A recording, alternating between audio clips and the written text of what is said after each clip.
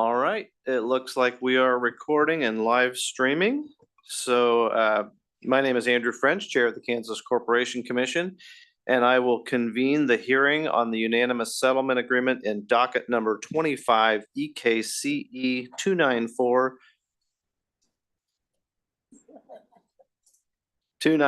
RTS. Always love hearing myself on YouTube. Captioned in the matter of the application of Evergy Kansas Central Inc. and Evergy Kansas South Inc. for approval to make certain changes in their charges for electric service. I'm going to begin with the entries of appearance in today's evidentiary hearing. We've got a long list of interveners. Thank you all for being with us today. I will start first with Evergy. Evergy appears by Will Wolford and Kathy Dingus. Darren Ives and David Campbell are also at council table with us. Thank you. Good morning. For KIC and USD 232. Good morning, Molly Morgan, Jim Sikora, and Lee Smithyman for KIC USD 232. Good morning. For Black Hills Kansas Gas Service. Good morning, Commissioners. James G. Flaherty, Ottawa, Kansas, and Robert Vincent appearing on behalf of the intervener Kansas Gas Service, and James G. Flaherty, Ottawa, Kansas, appearing on behalf of Black Hills Energy and HF Sinclair. Okay. For IBEW 304.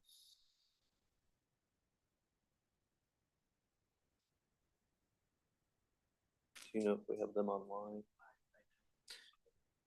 If you are online and you're trying to speak, you may be muted.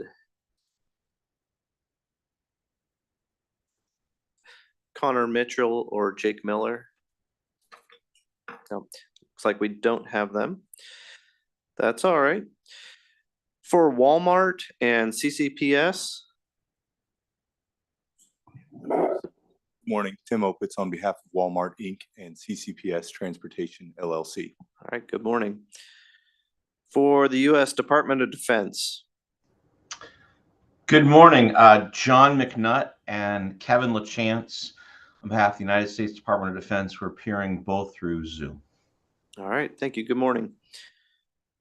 For CBR Refining. Good morning, Commissioners. Jared Jevons appearing virtually on behalf of CBR Refining, CBL. All right, good morning. For Kroger.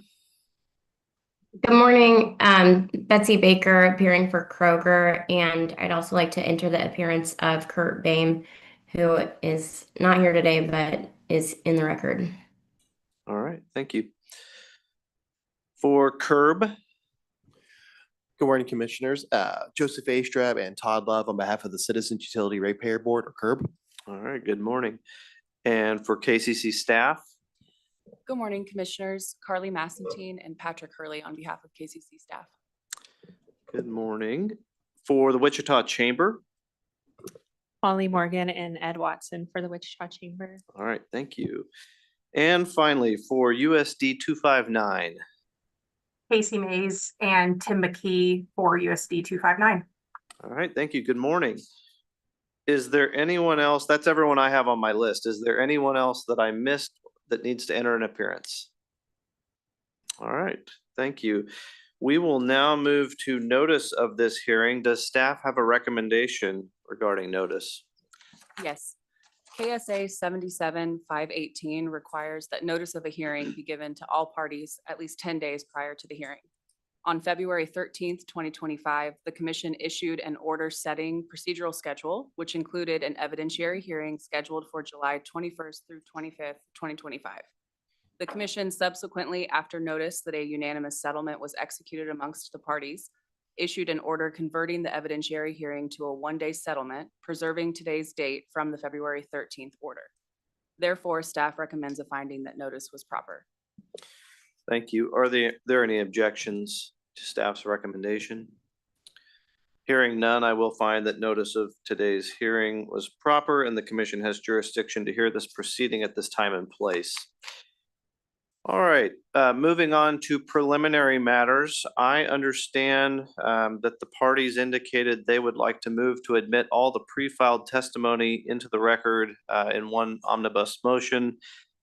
Is there a party that is intending to present that motion? Yes, Evergy will present that motion. All right, is there any objection? Hearing none, all of the pre-filed testimony and exhibits in this matter will be admitted into the formal record. Are there any other preliminary matters that we need to take up at this time? All right, hearing none, we will move on to our procedure for the hearing. I understand that Evergy will be making an opening statement followed by brief opening statements by Curb and staff. After opening statements, we will follow the order of witnesses that was agreed to in the pre-hearing conference. I also understand that at the pre-hearing conferences, the parties indicated that they would not be requesting to make closing statements. So with that, we will now move to opening statements, and Evergy, you have the first opportunity.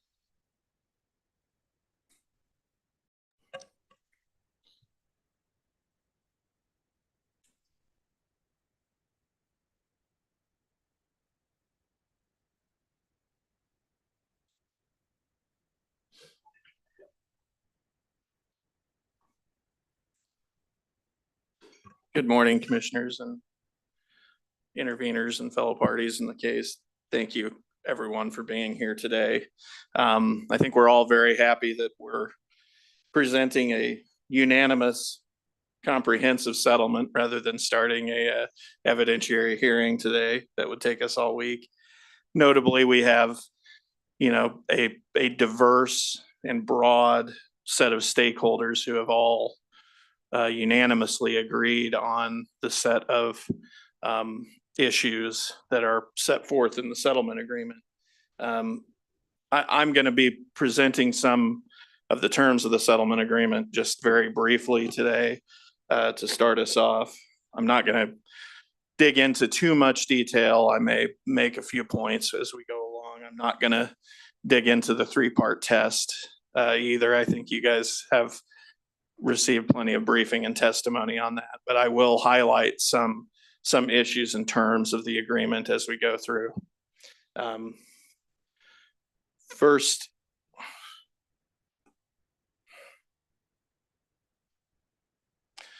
so the main headline, what is the agreed revenue requirement increase?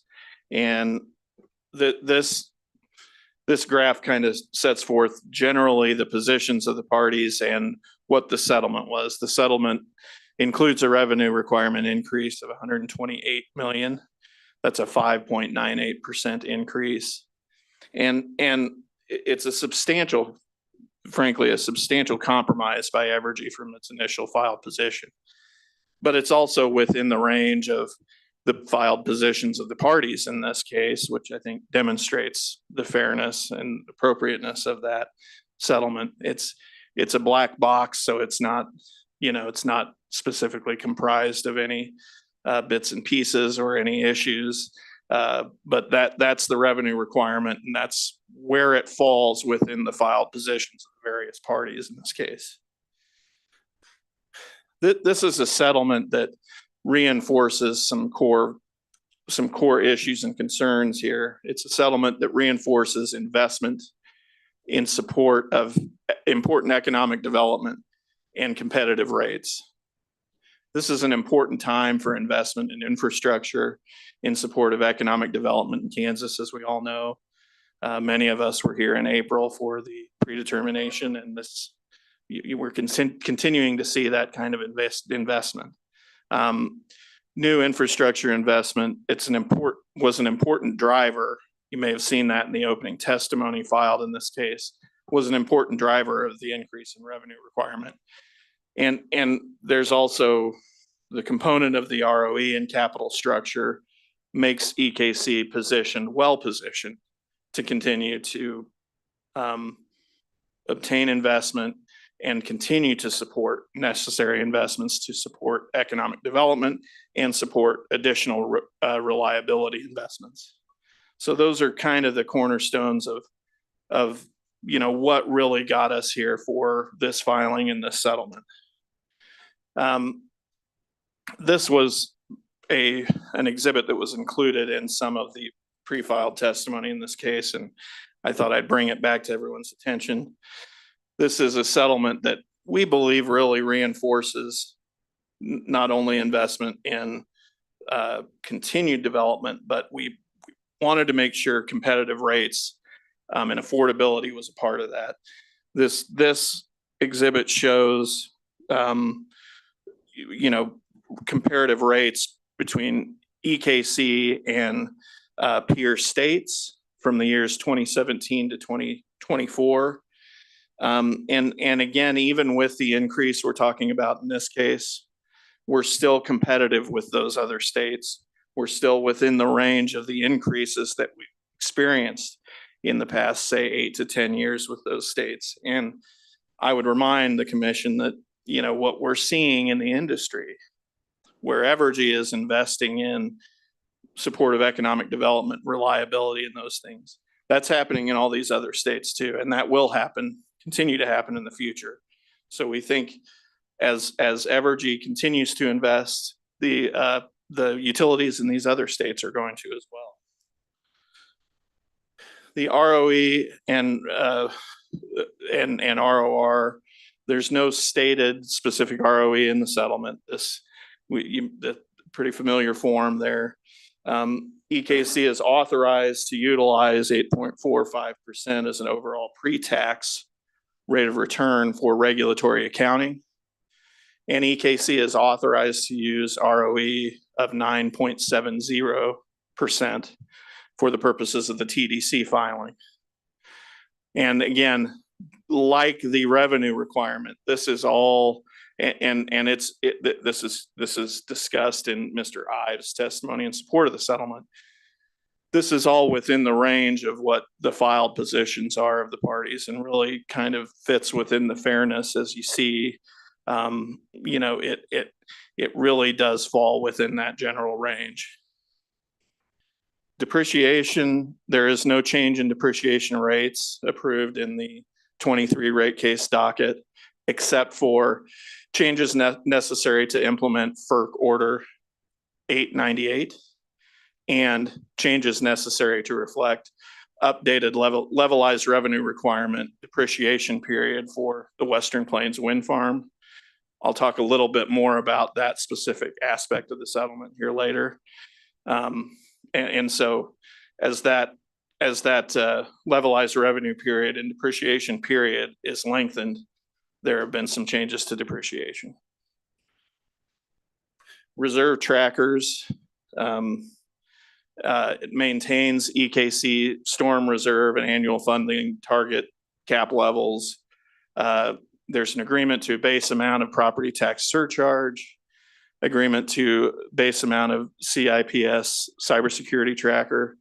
The nuclear PTC tracker was important and was something that was discussed during settlement.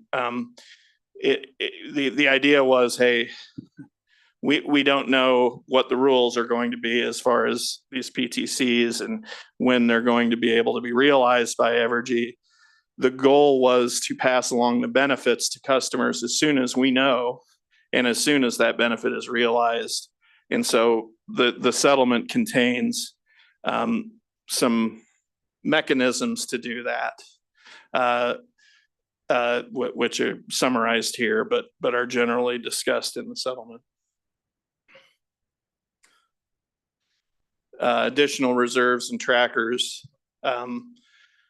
stipulates to balances in pension and OPEB trackers, and agrees that discussion with all investor-owned utilities to discuss rate-based treatment of Tracker 2 to be convened by staff. So it has a specific agreement for a specific provision for that in the agreement. The Western Plains Wind Farm, which I alluded to earlier, Evergy had asked for removal of the performance band, which the parties have agreed to. It removes the obligation to transfer the residual value at the end of the 20-year period. So it would retain that as a generation asset for EKC customers. Extends the life of Western Plains Wind Farm for the purposes of the levelized revenue requirement from 20 to 25 years. And it also provides that after 20 years, EKC can request a review of the maintenance and capital expenditures and costs associated with that to see if those need to be corrected or trued up. So that's when I referenced the Western Plains Wind Farm, that request has been resolved, and this is the way that the parties handled it in the settlement.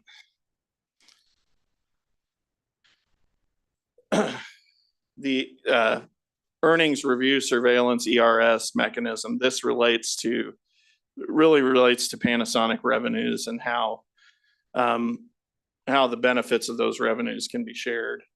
And that was an important thing that came up during settlement discussions as well. And where we ended up is, if EKC's earnings exceed that 9.7%, then 50% of what would be the excess earnings above that grossed up for taxes would be designated as a regulatory liability deferred for the benefit of retail customers to the next general rate case. And so that is a way to essentially share those excess revenues with customers. And EKC will file a new compliance docket with an ERS report beginning in 2025 to be filed by March 31st of the following year. So the way those excess earnings would be reported is through that compliance docket and through that report. And that's all more fully set forth in the settlement, but that's a summary of how that's handled. The cost allocation provisions, again, we have more than 20 parties here who have agreed to an allocation of proposed rate increases. And so you've got representatives from all different classes who are saying this is the fair way to handle it. The settlement allocation is not deemed as an endorsement of any particular class cost of service method. There's an allocation for the CWIP rider from the predetermination docket, allocated to customer classes using a weighted average of the 4 CP and 12 CP methodologies. And that table is set forth in paragraph 25 of the settlement. The TDC is allocated per the factors that are set forth in paragraph 26 of the settlement. And in the compliance docket and the 315 docket, the rate increase proportional to increase identified for ILP and LPS class is to be applied to the LLPS rate class and new LLPS rate class. So the identified increase will be applied to the identified rate class for the ILP and the LPS class will be applied to the LLPS rate class. So that's the cost allocation. The settlement also addressed time of use rates and established the agreement was that the new optional TOU rate, time of use rate for medium general services, large general services, and industrial large power customers would be approved with some certain modifications that are set forth expressly in the settlement agreement. And then EKC's request to change its off-peak rider exempting customers from the demand ratchet should be approved per the settlement. Some additional agreements. Parties agreed on the customer charge of $15.25, which I believe was again within the range of the settled or the filed positions of the parties. EKC will provide staff an annual distribution system infrastructure review report on reliability performance metrics. So there was some testimony about investment in the distribution system and how that might be reported to staff in a way that can better allow tracking and following of that issue. And so there was an agreement to provide additional information there. EKC agrees to work with staff and CURB to develop a hazard tree program. So that was another part of some of that distribution investment that was discussed that needs further development, and Evergy agreed to do that. Changes to EKC's municipal street lighting schedule are contained within the settlement, and continued modifications to improve jurisdictional alignment are discussed within the settlement.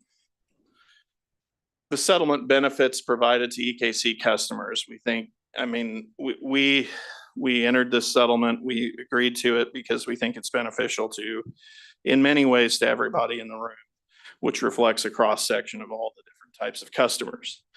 It's a modest revenue requirement increase that enables additional investment for reliability and economic development at fair, affordable, and competitive rates.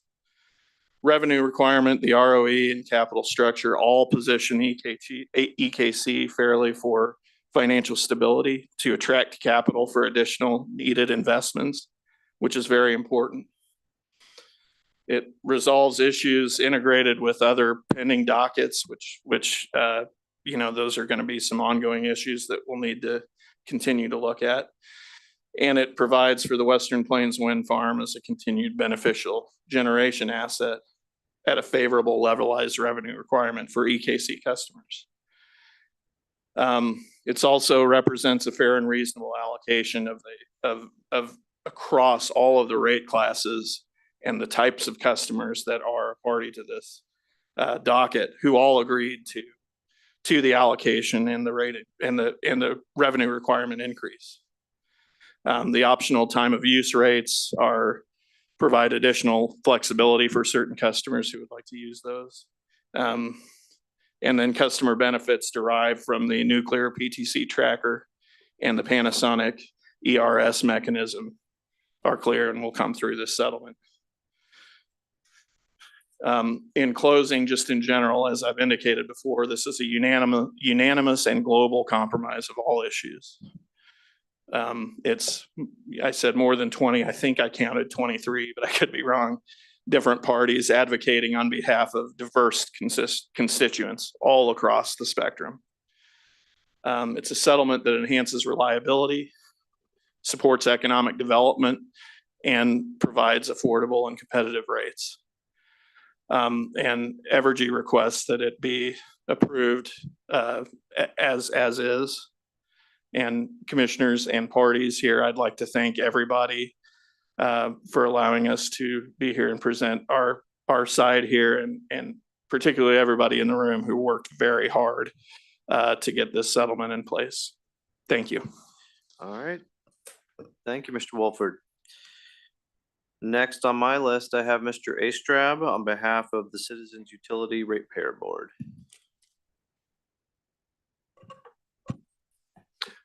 May I proceed? Thank you.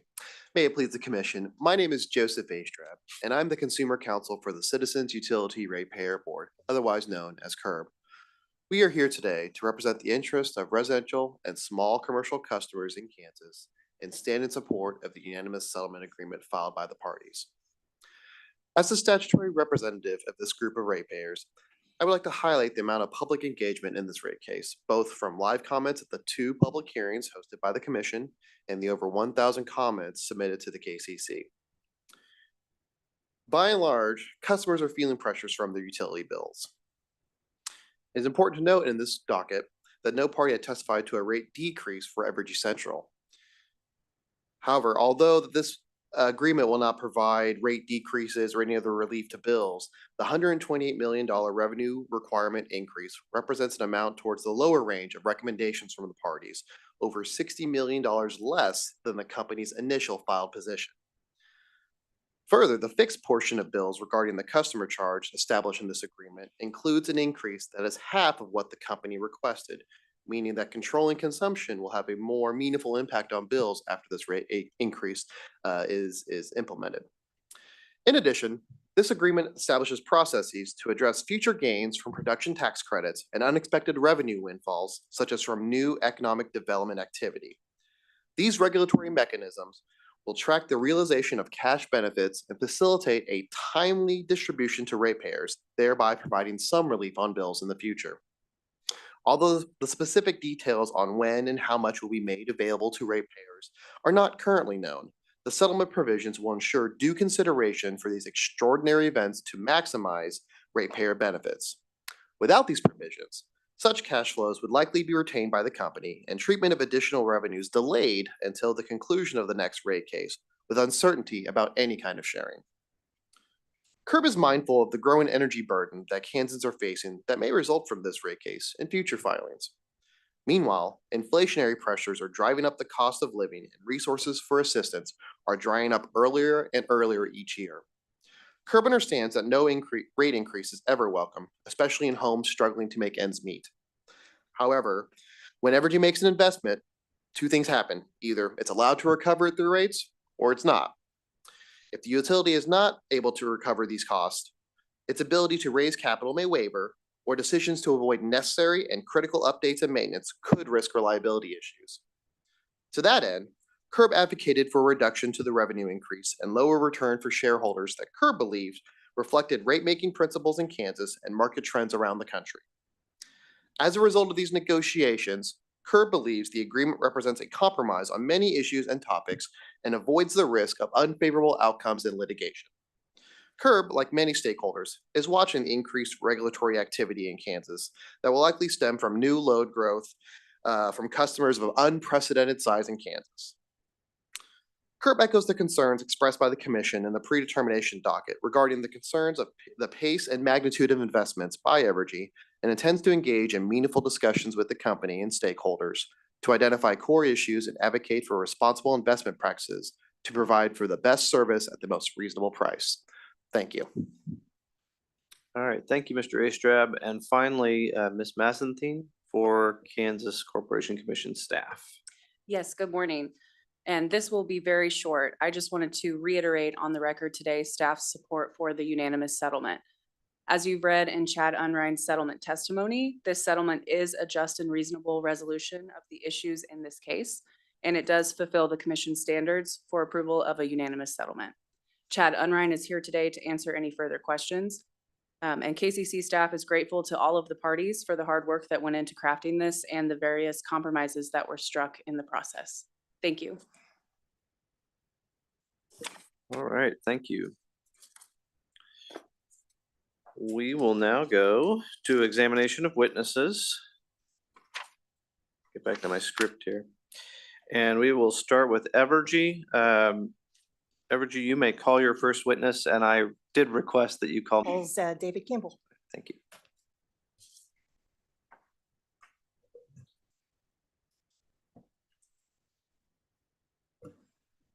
You just almost wrote the testimony back here. I do. All right. Good morning, Mr. Campbell. It's my understanding the parties have waived cross-examination of all the witnesses. So we've got a short list of questioners here. It's the commission and then potential redirect from each party for their own witnesses. So let's begin with the commissioner questions. Let me start with Commissioner Keen. Do you have any questions of this witness? Yes, thank you, Chair French. Good morning, Mr. Campbell. Good morning. Thank you very much for being here this morning. I appreciate your being here and subjecting yourself to our cross-examination.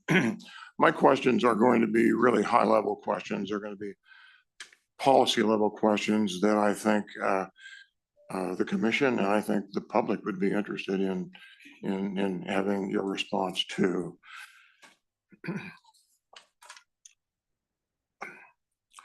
On the one hand, from what I perceive to be Evergy's perspective, I recognize that in providing reliable electric service, among many other issues, Evergy has aging infrastructure issues to contend with.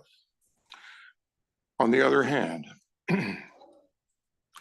I am very concerned that future increases in Evergy's capital expenditure levels, coupled with high capital expenditures either required, emanating from, or directed by our grid operator, the Southwest Power Pool, will result in even higher retail electric rates for Evergy customers. At some point, I think in the absence, and I'm not suggesting that you don't do this, but I would like your response. At some point in the absence of restraint, constraint, and spending discipline by electric utilities, the result may be untenably high electric rates, especially for two classes of customers I'm most concerned about that I think are most vulnerable and carry a significant cost burden. And those are retail, residential, and small general service customers. Your thoughts, please. Thank you, Commissioner Keene, and thanks for the opportunity to speak on those policy issues. We, as a company, talk about three pillars of our strategy, and it's affordability, reliability, and sustainability. Everyone at the companies hears me always emphasize those three, and affordability always is listed first. We know how critical affordability is for our constituents. It's both for the customers who are most vulnerable, those who roughly 25% of our customers report that they struggle with their monthly bills, including the energy bills.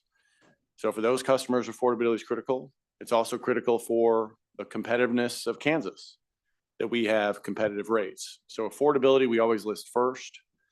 That's why you heard in our opening comments, we track the EIA, so the Federal Energy Administration publishes the all-in view of electric rates across different states. So we report on how are we doing relative to our peer states, because we know how important competitiveness is. So we're proud of the fact that our rate increases have been there, but they've been much lower than our peer states. We're investing at levels that are lower than our peer averages. And we've been working very hard to manage our costs. So in the time I've been in the company, I joined in 2021 early on. Since 2018, we've reduced costs by 25%. So from over 1.3 billion to about 950 million. We've reduced headcount significantly. I'll never be the most popular CEO in the history of our company because those have been hard choices. We've had to reduce staffing. Now that we had opportunities to do so, because we merged two neighboring utilities, so we had some redundancies. But we know that in a period of time where we're making a higher level of investments, we have to be diligent in managing our costs. So affordability will remain at the forefront. We also know that we can't compromise on reliability. Driving across from EKCE today, it was a terrible storm. I've been checking the outage map. We're about 6,500 customers out. As long as the train isn't too dangerous and the storm moves out, we should be able to work that hard and quickly. But the reliability of the system is absolutely critical, both day to day and in terms of the generation resources that we have available. Because we do have an aging fleet and we have an aging transmission distribution system. We really appreciated the opportunity to work through with the commission in a workshop in late 2022, sort of the makeup of our distribution system, our transmission system, how much of the equipment is at or past its useful life. And we need to invest to make sure we have reliability. And sustainability is about making sure that we've got a sustainable enterprise and sustainable generation fleet. Now our last integrated resource plan had some coal retirements that were largely a reflection of the rules at the time at the federal level. Some of those have changed since then. So I won't redo the IRP here in this testimony, but we'll have some new inputs. So that should help to extend the life. But we still have some generation investments that we need to make to accommodate load growth and to make sure that our fleet is staying up to par. So net, we'll make sure that we continue to focus on affordability. We recognize that we're in a period of higher investment. As we make those investments, we'll be sure to focus on, are we doing all we can to attract new customers? Because load growth allows us to spread costs over more customers. Are we doing all that we can to couple our investments with operating more efficiently? So driving more automation, doing more things that can reduce O&M through investment. And are we doing everything possible to manage that pace of investment because it's needed, but we know we have to focus on affordability. So that's how I respond to your question. And thank you again. Thank you very much. Appreciate the granularity of that response as well. Another cost-related concern I have has to do with construction costs. And I'm particularly concerned about cost allocation discipline in this respect. I'm concerned that the beneficiaries, including especially large industrial consumers, or industrial customers coming, who are beneficiaries of the benefits of new electric infrastructure construction, pay their fair share of the costs that should be allocated to that construction. Your take on that? I think one benefit of a comprehensive settlement like this one with 23 parties roughly reflects robust analysis across a range of parties to make sure that among the terms that cost allocation is handled the right way. So I do think that that's something that we, as well as the interveners in the case representing more specific interests, always try to strike a balance on to make sure that everyone's paying their appropriate amount. And the exciting thing about the time we're in now is that we are seeing more economic development than we have in recent years. And economic development will bring new growth.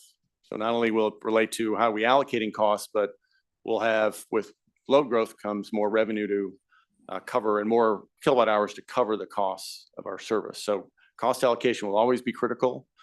We want to make sure we get the tariff right as we bring in large new customers. So we separate proceeding, so not discussion for here. We have a proceeding around setting a large load power service tariff to get that tariff right.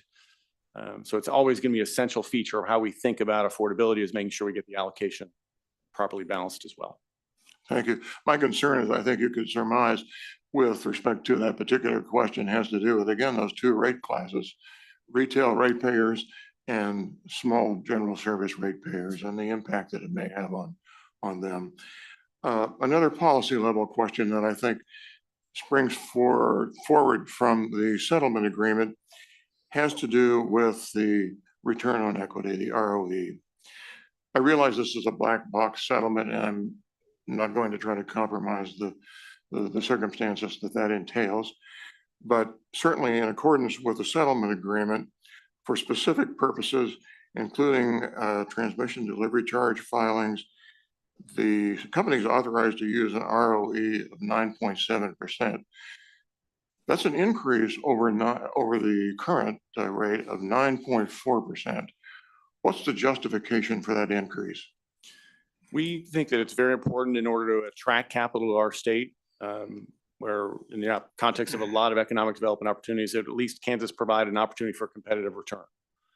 The 9.7 that's specified for the transmission delivery charge still ranks, if you look across the average ROE granted across the country, below average. And so significant data that's submitted around that, and others can, the details around it, but it's an important enough issue that I know it's below average, and that reflects robust focus on affordability and a level that we are willing to settle for as part of a comprehensive settlement, because we do think that it provides a competitive basis for us to attract capital. But I think with the overall approach to the authorized rate of return, to the overall cost of capital, including capital structure, I think Kansas takes a very robust approach that we believe will enable us to be competitive. But at the same time, I think from a narrow perspective of affordability, Kansas will stack up favorably. All right, thank you for that. A more general question now, policy level.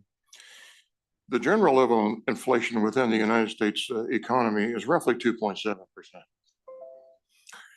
The current annualized inflation rates, as recently reflected in the Consumer Price Index, is 1.5%, and then the Producer Price Index is 0.2%. My question to you is this. If the commission accepts the settlement agreement, the impact of this settlement agreement on retail ratepayers will be an increase of, I think, approximately 6.6%. Why is the inflation in electricity rates so disproportionately high compared to the general level of inflation? So I'll answer that at a couple levels. One is, of course, this rate case is a reflection of not just 1 year, but multiple years. So you're comparing different time periods. So we last came in for a rate case in 2023. The other factor I'd cite is we tend to be a long-term investment business. So we do track our rates and how they've trended over time. So if you look from a 5-6 year perspective, we have been well under the rate of inflation. And we know how important it is to track that. So I think we cited the statistic for our residential customers, it's been a little under 6% increase since the end of 2017 through the end of 2024. And that's with the general inflation rate that's over 20% cumulative over that time period. Now this rate increase will narrow the gap, but the gap is still sizable. We're of course having to manage all the cost impacts in our system. So we're a relatively high consumer of steel and aluminum and other components that have had a significantly higher inflation rate than some of the rates you've cited. We've tried to offset those. We've certainly tried to manage our O&M costs, which we've, as I noted, decreased significantly in that time frame. So in a period when we need to make investments in our system to replace aging infrastructure, to make sure that we've got a fleet that can ensure reliability, I'm proud of how we've been able to manage the level of increase to a level that's been well over the cumulative rate of inflation. But we know how important it is to keep focusing on that. And we know that you'll constantly grade our paper on it. So affordability will remain the first of those three items that we cite. I won't sugarcoat it. We are in a period of investment because of the age of the system, because of the age of our generation fleet. But we're focusing our investments, as I noted, on how do we find ways to serve new customers? How do we drive efficiency in how we run our business through leveraging automation? And how do we manage our own costs? Because of course, the overall rates will reflect our overall approach. So we're going to continue to have that, strive to have that balance to make sure we ensure reliability, but having affordability at the front of the list. Thanks again for the granularity and level of detail in your response. My final question, Mr. Campbell, is a relation back to the recent order the commission issued in Evergy's predetermination proceedings. I know that you're familiar with that order and the nuances of that order. So my question to you is this: I'm sure you're familiar with a paragraph in that order that references the commission's concerns about the actual and prospective frequency, size, timing, and effect on ratepayer affordability of Evergy's rate increase requests. If you could address those concerns, I would be grateful. Sure. And we appreciate the rigor level of oversight that's reflected in the order that was issued. I guess it was just last week. It was like a long time in the predetermination case for the new generation facilities. So I think that the procedure that was established will ensure that there's a high level of communication and transparency regarding the construction of these facilities. We think they'll be very beneficial to our customers and important additions to our fleet, but the level of transparency and oversight that will occur is appropriate because there's a level of risk in building new generation that's different than more modular increases. With respect to the commentary around the pace and frequency of overall rate trajectory, I'll just harken back to my comments around affordability. We recognize that we are in a period of relative investment. We also are in a period when we're bringing in more large customers than we have for some time, and we're excited and optimistic about the opportunities to continue that trend. So if we're able to couple the investment with load growth, that helps to spread the costs of that new investment. And we're also at a time when investments we make, not all the investments, because some of it's replacing poles and not going to automate a pole, but we are making investments that do help us to drive efficiency in our business. And that's part of why you've seen our cost trajectory. So we know how important it is. We never take filing a rate case lightly. They're time consuming, they're expensive, bring the right level of oversight. You're going to watch our spend and our requests rigorously going forward. So it's a balance we'll absolutely seek to keep as we're in this investment phase to make sure that affordability, reliability, sustainability is always at the forefront with affordability first. I do have two follow-up questions to that, if you would. And just so we could have some insight here, within Evergy, what are the internal circumstances, processes, or dynamics that trigger or determine or even suggest the timing of filings for rate increases? So typically relates to, we look across balance factors. One of them is how recently we've been in the rate case. And it's overall, what's the level of investment that we've made? How big of a gap is there between our authorized return on equity and what we're actually realizing? The longer you go between rate cases, typically the bigger the gap. Even with the beneficial provisions of HB 2527, there's still a sizable gap. And we try to think about what we think is coming ahead and striking a right balance. So going forward, it will be informed by when some of our new generation facilities come online and the overall pace and level investment that we make. We do try to also consider what's the, how we making sure that we're managing the overall approach to affordability as part of that equation. So we try to look at it pretty rigorously and systematically based on the level of investment that we're making, the level of investment that we need to make, but always keeping an eye towards, are we doing all that we can to make sure that the investments we're making are what are needed for reliability while keeping an eye on affordability. So we do look at those different factors. There's different timings across, we have 4 different jurisdictions. So Missouri West has had a relatively frequent pace of investment because it's had a higher level of investment. Kansas Central ranks second, and I think the metro jurisdictions, you'll start seeing a rising pace going forward, subject to the analysis that we do along the lines with what I described. Thank you for sharing all those insights. Taking those things into consideration, do you have any prognostication on the frequency or timing of near-term rate increases requests? So we haven't set a time for our next filing, but what we've described, and because our investors asked the same question, and we also look at what our peer utilities do. We're in a phase where, again, we are investing, and the staff always does an annual report, so they'll grade our paper on, but we've investing historically at a lower level than our peers on average. Our peers have been typically filing in the range of 18 months to 30 months in the frequency of their rate cases. Some more frequently. There's some states where they file every year, Michigan. I anticipate that we'll be in that timing range. Again, we'll make that judgment as the date approaches, but that given the where we stand in the investment cycle, I think we'll be in that 18 to 30 month timing range between rate cases. Again, subject to analysis as we move forward. But we don't have a prescriptive calendar, but that's where our peers fall, given they're in many of them the earlier end of that because they're investing at a higher rate. But that's where I anticipate we'll be. Thank you. My final follow-up question is this: looking from insights from your perspective is very helpful. I think it's very helpful. My question is this, and the level of specificity with which you could address this question, I would gratefully appreciate. How does Evergy balance ratepayer affordability with the costs associated with its numerous capital expenditure projects?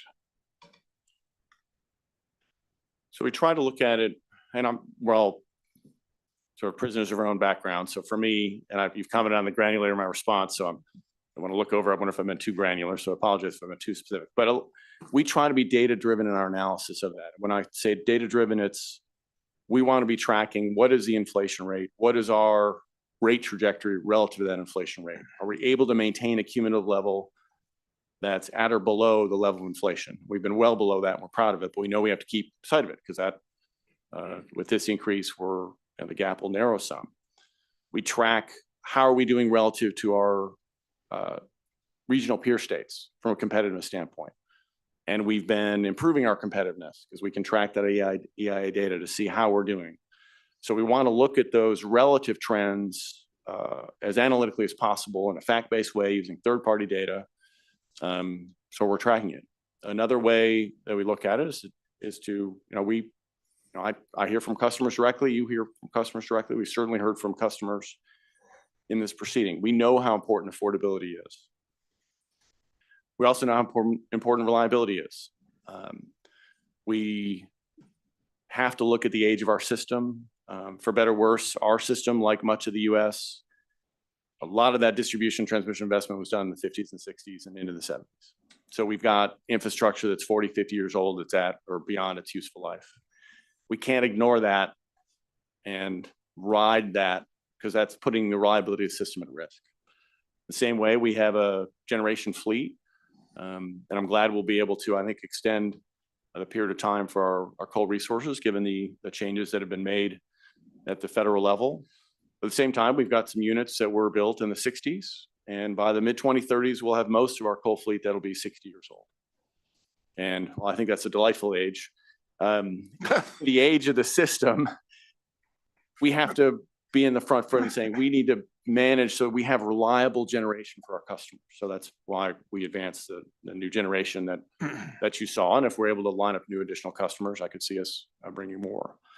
So we try to think about it in an analytical way based on relative analysis, very rigorous analysis, but also stepping back and saying we have the privilege and obligation of serving every customer in our territory.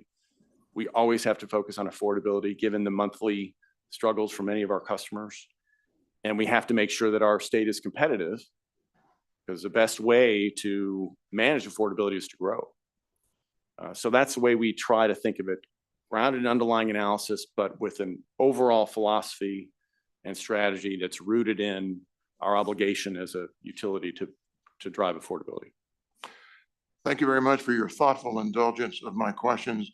If it's any consolation at all, Mr. Campbell, I reserve all of my really difficult questions for Mr. Ives. Excellent. Thank you, sir. Thank you. All right, Commissioner Keither, any questions? I think a lot of my questions were asked by my fellow commissioner. I appreciated seeing your face in the crowd in our public hearing here in Topeka. Couldn't have been easy to hear a lot of the comments, but I'm really tracking with him on affordability and how we all do a better job. Maybe this is more legislative, I'm sorry if it is, but how do we get the message out better so people understand? Because that's all you hear at these public meetings is my rate. How do we pay for my rate increase? And that's only going to keep on going on. So how do we do a better job of informing the public of why we have to do these things, even though you say we sit here and get affordability and reliability. It's very clear to me anyway, but how do we do a better job of dealing with the public? Well, it's a great question. I think we can always strive to do better on communication. So we'll certainly do that. I think that it's, we're a rare input in a monthly bill where customers have the opportunity to express their point of view. So I actually think inevitably, and I think this is true across, I worked in another state and we operate in another state currently. Public hearings, I think for regulated utilities generally provide an opportunity for those who struggle with their monthly bills to have a say, feel like they're having a say. They actually do have a say in an input when most of the elements of their household spending, they don't have a say. So I think we have to have empathy and recognize that in a particularly coming out of a period of significant inflation, any opportunity to register input on rate trajectory, and the utility industry is one of the rare ones that does, we have to recognize that and factor that into our thinking as we focus on affordability. And I share your point around communication. We, PowerPoint charts that compare rate increases for us versus other states are not going to be of high interest in a broad-based customer messaging. So we'll continue to think about how we emphasize that. Typically, our customers are, they do care about affordability and reliability both, especially on days like today when they see a lot of lightning and there's outages that are across the system. So we need to make sure we're also emphasizing that the investments we're making are for the benefit of the community and will, in terms of reliability, but also will help to hopefully really enable some growth in the system. So I think we'll strive to communicate as effective as we can while recognizing the affordability challenge is real, and we just have to keep a focus on it because we'll hear about it as every utility does in these hearings because it's we have a large share of our population for whom it really matters, and we like that this process gives them opportunity for a voice. Well, thank you. I think, in everything we do, communication is the key. And I think we need to stay on top of that. I appreciate you being here today. Thank you very much. Thank you. That's good feedback. Thank you. Good morning, Mr. Campbell. Thank you for appearing. We really do appreciate it. I've really got one question for you with a long preamble, and I apologize in advance. But it might provoke follow-ups. We'll see. It is very much in the same vein as my fellow commissioners. So a few observations I want to make. first of all, in your industry, it is certainly not business as usual for demand and load growth. So it definitely doesn't seem like it should be business as usual for supply. We've got to think of new approaches to address that dynamic. Second observation I'd make is maybe a little more nuanced. I don't know that I have a concern overall about the fact that your company and many others are increasing their investments in infrastructure. Your investments, whether they're self-planned or whether they are instructed by a regional entity like the Southwest Power Pool, we know those are based on scenario planning, and we know that they are based on what are pretty widely accepted forecasts of load growth. And so, I think it's an accepted principle that, to meet growing demand, Evergy itself is going to have to grow. I don't know that I can disagree with that. I think my concern comes in where investment can be lumpy, and maybe investment isn't matched to new payers, to new load. So you have sort of a mismatch of costs that are incurred. Somebody's got to pay for them, and you don't have the new people there in place yet. Final observation. To the extent that causes an affordability issue, and affordability suffers in your territory, it would be in my observation that economic development would probably also suffer. And your corporate earnings would probably not grow at the rate you would like. And so in some ways, it's my belief that the health of your company is inextricably linked to affordability of your product, that you need to maintain that.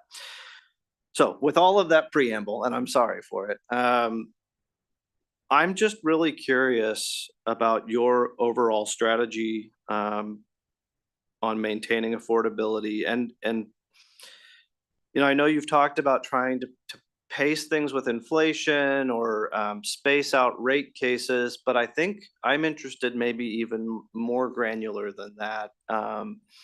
When you, as chairman of the board, talk to your fellow board members, what do you express being your biggest concerns? And then what do you express as being sort of the granular levers you have to pull to address those concerns in the coming years? That's really two questions, I guess. But be as granular as you can. What are the things that you're telling your fellow board members, or that your staff is telling your fellow board members? Hey, we need to watch out for this. And then what are the levers you're looking to pull? And we know about some of them through some of the cases we have, but things have developed more than the papers that I read in front of me now, which were filed months ago. So what are your specific concerns? What are the levers you think you have to pull? Thank you, Mr. Chairman. There's a lot there, so I'll try to address it, but please just interrupt if I get off track. So it's become my life's work to be in the utility industry, and a big part of that is because of the privilege of providing a product that is essential to daily life. Now, we're a product that's in the background. If we're in the news, it's usually not a good thing, right? Folks expect the lights to turn on. They expect to be able to pay their monthly utility bills. But we're still essential to daily life. So we're not in it for publicity. That can be for the tech companies and those folks. But with that service, universal service, affordability always has to be at the forefront. So in a period of time when we haven't built a baseload fleet in Kansas, a baseload generation asset in Kansas since Wolf Creek came along. It's 40 years ago. We had a whole bunch of stuff we built that came online between 1970 and 1984. Ideally, you'd have those paced. They weren't. Same way a lot of our T&D system was built in the 50s and 60s, some into the 70s. And we've got a distribution that has a fair amount of aging infrastructure.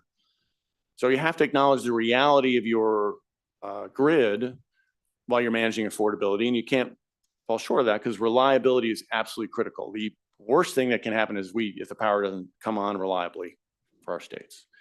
But affordability has to be part of that. We know that's critically important for our most at-risk customers, but it's also critically important for growth and competitiveness. So you're absolutely right. For us, the success of our enterprise is utterly dependent on the success of the states, the communities that we serve. Basically, no more local business than ours. We are entirely tied to the economic activity in our region. So if we don't contribute to that, and we are a barrier to that, that will be at the forefront of being hurt by that. So keeping affordability to the forefront while ensuring reliability and making sure you've got a sustainable fleet that strikes a balance. That's the sort of the magic of what we have to do while making, in some cases, 20, 40, 60-year investment decisions. Changes in federal rules can make that more complicated. As I described, the last integrated resource plan reflected a timing and trajectory for coal units that I think we can reevaluate because the rules have changed. And that can impact what we expect for additional generation needs that you all noted in the hearing last week that we projected. We may be able to leverage some of our existing infrastructure longer. That will help with managing affordability. It's an incredibly exciting time in our industry in terms of demand growth. So if we're able to find and line up and attract large new customers, Panasonic is a great example of one. That's an amazing facility. They had their grand opening last week. I was lucky enough to attend. It's an incredible facility. But if we line up additional large customers, be it on the manufacturing side or in the data center side, once we get the rate at the right level, that will help us manage affordability because we'll be able to spread our fixed costs across more kilowatt hours. So that growth opportunity is a game changer for us. No guarantees that we can win, but we see tremendous interest in our backlog. And we'll know a lot in the next 6 months to a year on how much we line them up. So that's an incredible opportunity. We're excited because we're optimistic that we will get some significant additional demand on top of Panasonic. With the board, we're a regulated business. So how are we making sure that the investments that we're making, the strategy that we're pursuing, is it lockstep with the states that we serve? That's job one. All of our revenue flows through Topeka and Jefferson City for our Missouri business. So regulatory strategy, our alignment with the policy objectives of our states is a feature in every board meeting because that's our revenue line ultimately is determined by that, and how well we're doing in serving our customers, balancing affordability and reliability and sustainability is a key input to that regulatory dynamic. So that's hopefully you do see me present because there's nothing more important than making sure we're lockstep with the policy objectives of our commissions and our legislators. It's a day-to-day business. So some of the concerns we talk about are the day-to-day elements of safety and working safely. So I joke with my senior team, any given day, I'm going to get a text from someone before 8 or after 6. Might be the general counsel, got to answer that one. Might be head of regulatory, got to pick up that one. It might be the head of the generation fleet, might be the chief nuclear officer, might be the head of the distribution system, and restoring. So all those, that's the nature of our business. So there's a lot day to day that we need to make sure we get right because we provide an essential product. That's an incredible privilege. But for the success of our enterprise, we have to balance affordability and reliability and sustainability. And we know we'll need to make sure we've got a very active, you'll be very actively grading our paper during an investment phase. I think I've used that phrase twice, forgive me.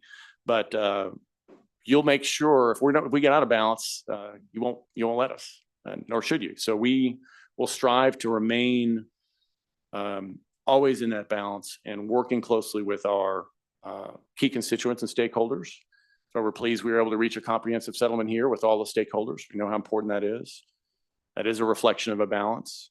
Because we think and we believe that Kansas is positioned competitively to win some demand growth and win some business. We see that in the pipeline that we have and the discussions that we're having. And we're excited that we've been able to deliver affordability, competitiveness benefits relative to our peers. And we want to continue to show that. So hopefully that gets at the essence of your question. I may not have hit everything, so happy to do more. Oh, where you open with on new approaches to supply. So we are reacting to the, I guess the acronym is the OBBBA. So it's a One Big Beautiful Bill Act. So my Schoolhouse Rock sort of gets confused that What a bill the name act is a is. bill, it's also an act, but for the younger folks in the room, you won't know what I'm referring to, but those of a certain age will remember conjunction, junction, what's your function. But the one feature of the OBBBA that continues to see support, now we have to see how executive orders play out, is storage.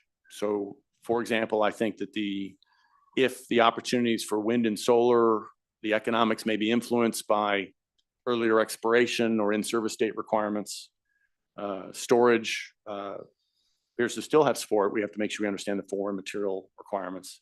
I think you'll see, again, I think my team won't be happy if I do the IRP sitting here, but the storage, relative economics of storage in a time of demand growth, given the capacity credit, I think that's an example, to your point, around new approach to supply, that when we rerun the math, because we always try to look at what's the best setup for customers over the long term, scenario based, but I think storage will be one of those attractive features.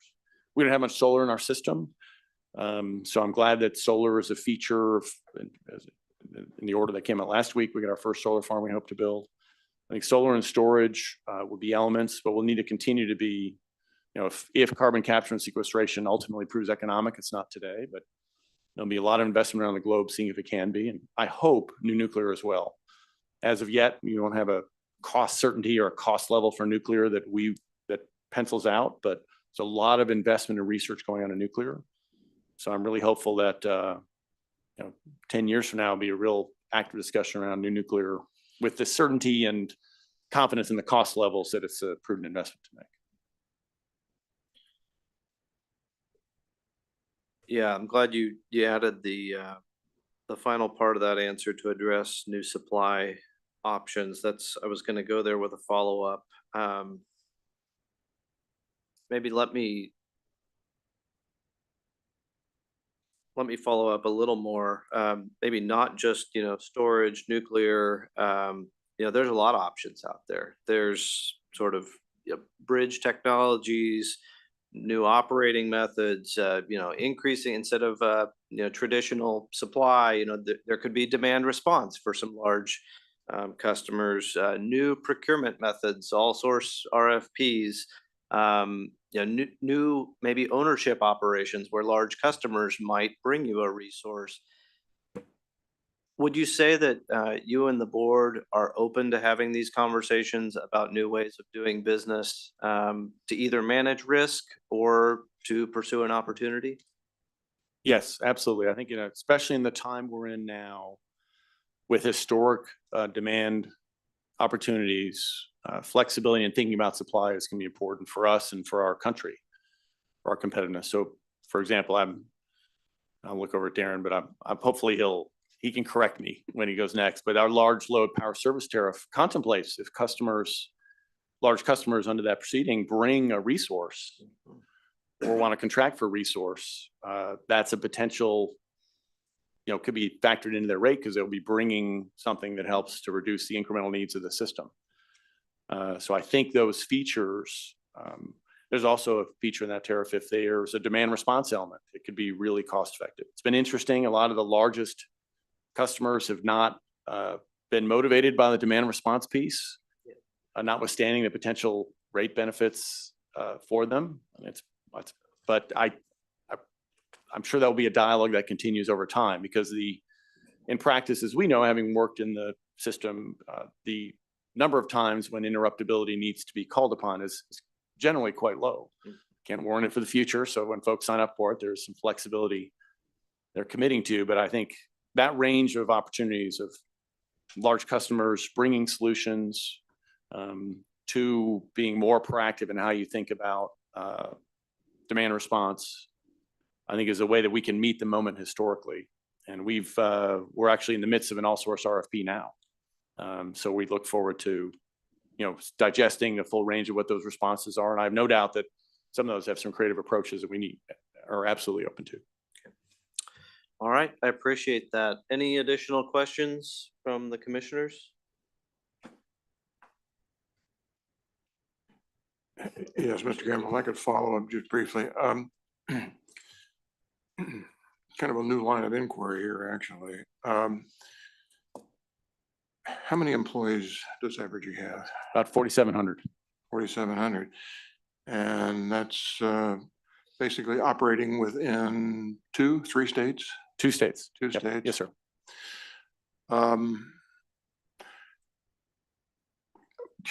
Given a company of your size, spread across the landscape of major parts of those 2 states, literally,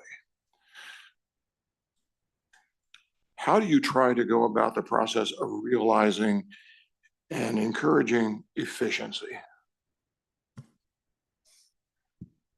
It's a, so that's been a hallmark of my time at the company in terms of how do you drive cost efficiency. So it's a combination of approaches.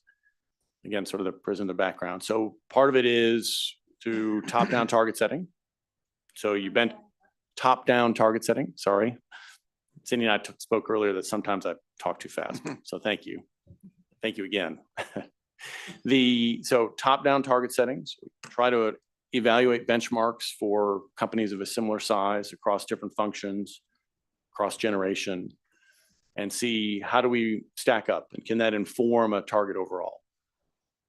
We track bottoms up, basically performance over time. So over the past few years, we've set a target, either a reduction every year or holding costs flat.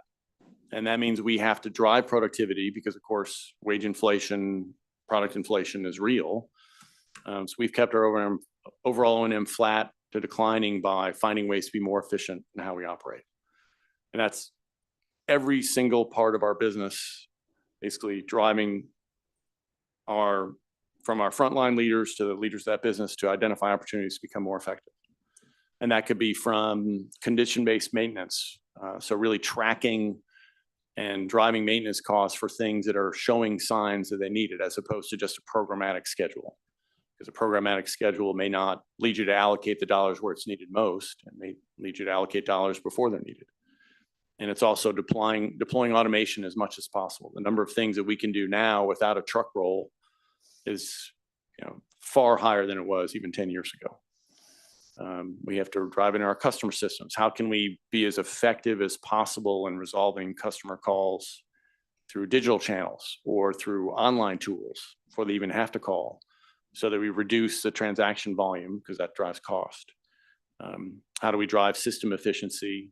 So the last few years, we've done a lot to combine the legacy Westar in Great Plains, and that's how we've gotten our costs down 25%, $350 million off a $1.3 billion base. So it's a constant exercise. It's in the balancing perspective, the questions I get when I go to facilities, are we going too far pushing costs? So we have to make sure that we're not jeopardizing reliability, just as we do with affordability and how we manage the efficiency side. So it's a discipline that I think the company has shown, and I'm really proud of how focused we are on driving efficiency. Because of course, as we go through rate cases and with the regular cadence of them, our costs are passed through, but we know that for affordability, we have to be as efficient as possible. So it's a constant exercise of measuring ourselves, but also driving identification of efficiency opportunities. Certainly, any efficiencies that you realize are going to inure to the benefit of shareholders. How do they inure to the benefit of ratepayers? Well, so for example, in this rate case, we reset our costs based on what they were through the test year. So for shareholders will see an impact between rate cases, but we reset our costs and they're reflected in rates through every rate case. So for over the long term, it's primarily an impact on rates and affordability, not an impact on shareholders, because the shareholders will be impacted only between rate cases, because again, it's reflected in the settlement. Now that said, affordability matters, as Chair French put it. The overall affordability of our enterprise, the more affordable we are, the better we can be at attracting new businesses, driving growth in the system. That ultimately benefits the enterprise. But efficiency per se, driving cost efficiency ultimately is a key input for driving affordability, because it is something that's reflected in our cost of service. Thank you. Thank you. No further questions. Nothing, Commissioner Keither. I don't believe I have anything else. Is there any redirect? No redirect. Thank you. All right, thank you, Mr. Campbell, for your time. You may step down. And Evergy, you may call your second witness. Evergy calls Darren Ives. You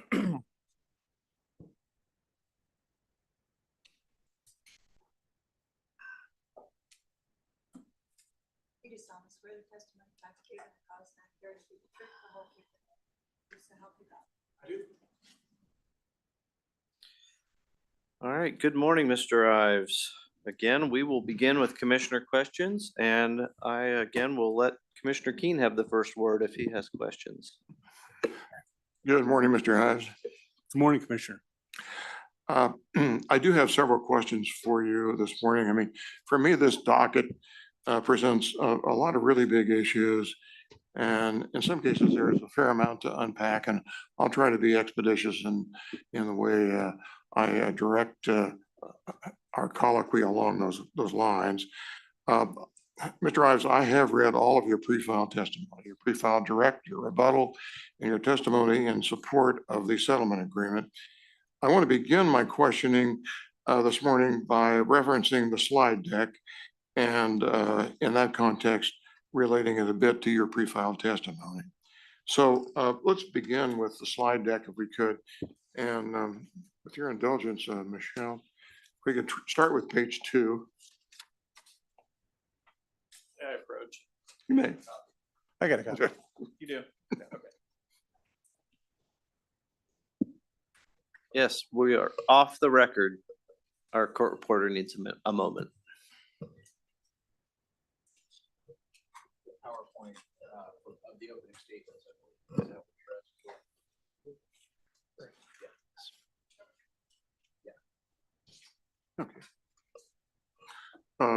And we'll pause for just a moment. The court reporters needs a moment. You're good now? All right, we are back on the record and proceeding with Commissioner Keen's questions. I'll try to go through these slides fairly quickly, Darren.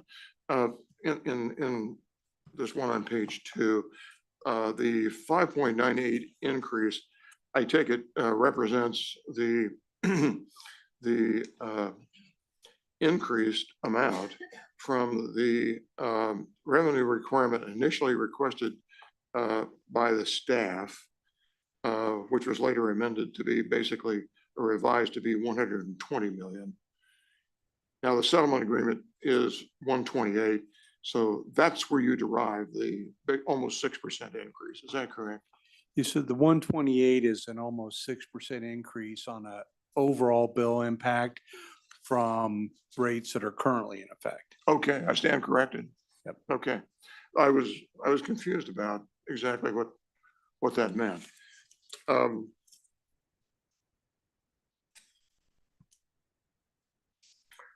Let's turn to page 3.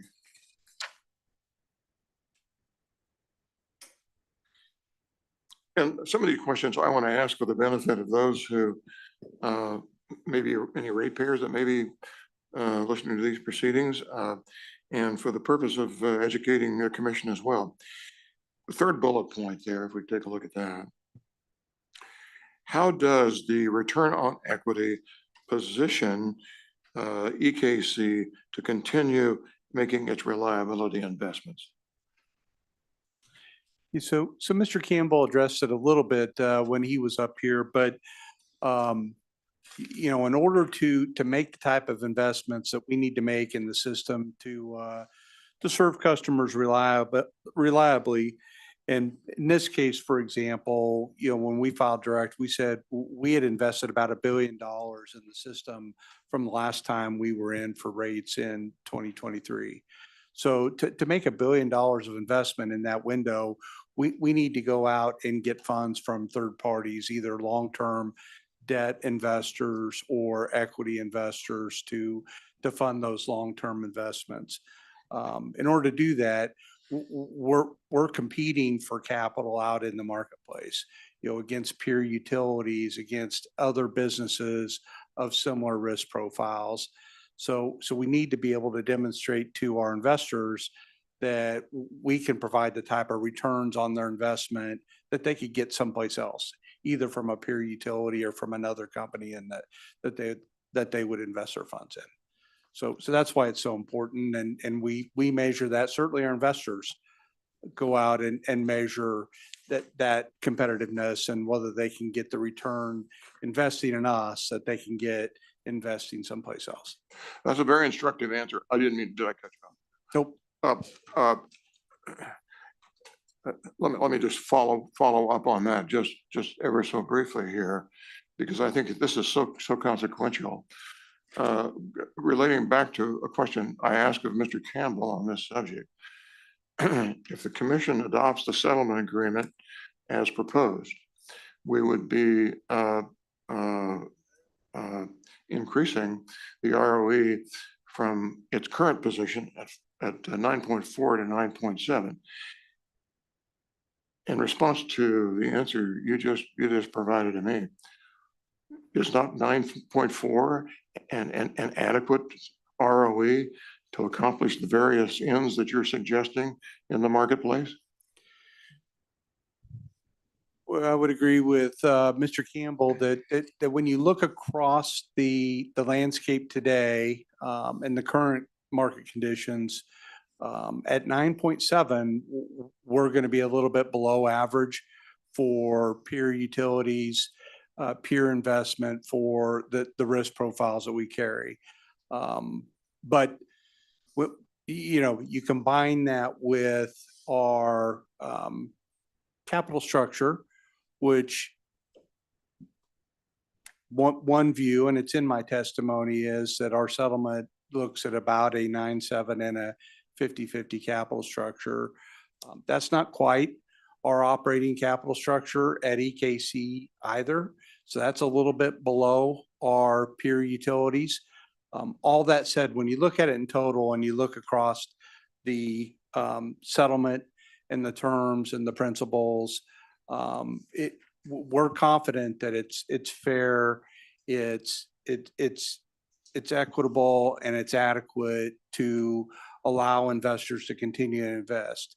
9.4 in today's environment would be at the extreme low end of ROEs for utilities that have the same business risk and profile that we do. Okay. My concern in asking that question really goes to the heart of what I think is one of the core responsibilities we as commissioners have.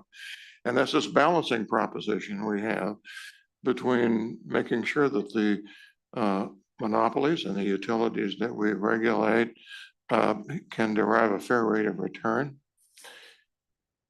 On the one hand, we have to balance that against the affordability to the ratepayers.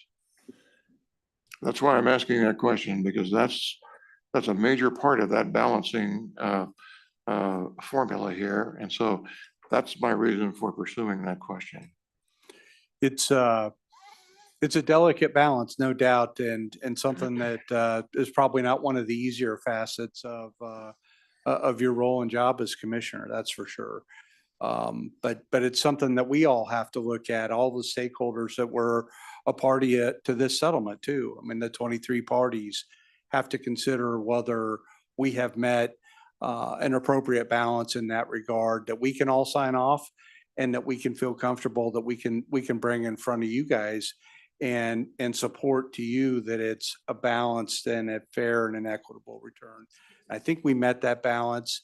As I said, it may be a little bit low from our view of peer utility perspective, but it's certainly within the range of reasonableness and within a range that we feel comfortable. We can tell our investors that Kansas is supportive of continued investment and continued economic development in the state. So we hope we've hit that balance, but we know that's always an elusive target when we have 23 parties at the table.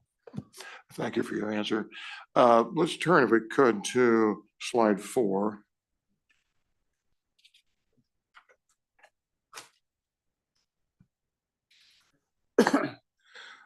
And this attempts to portray in part, I think, the competitiveness of your rates by comparing them to peer states. The problem I have with this is that it's, as Paul Harvey would say, there's a rest of the story.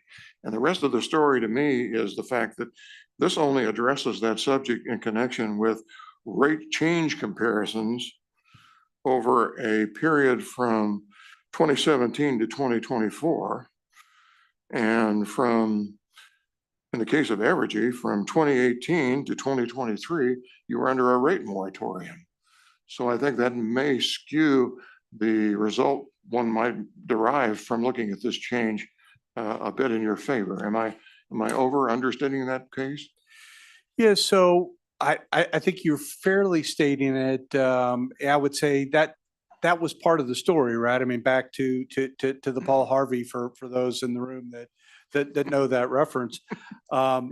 You know, that was part of the plan with the merger, right? I mean, it was the foundation for approval of that transaction in front of this commission and in front of all of our stakeholders. Was there were efficiencies to be gained by bringing those utilities together, and that we would bring forward a plan, and we did during that merger approval to achieve those efficiencies to ultimately bring back to the benefit of customers.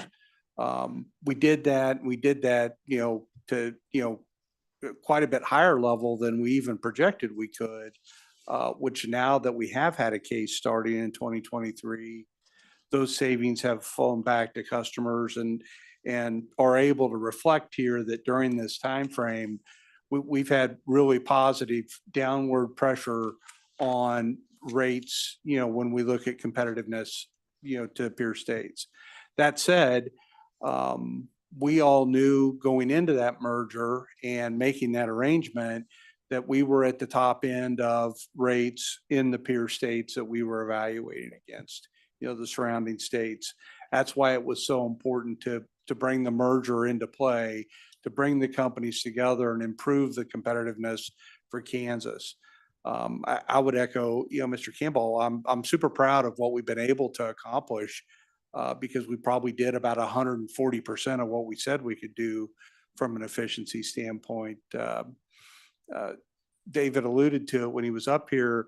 Our O&M and A&G costs, or the expenses that are in our cases in 2018, are lower today in this case by about $109 million than they were in the 2018 case for Kansas Central. That's almost a 19% reduction over that period in a time when we know we've had inflationary costs in labor and in materials and everything else. So those are real benefits that are reflected in rates here in 2025 that customers are going to benefit from moving forward.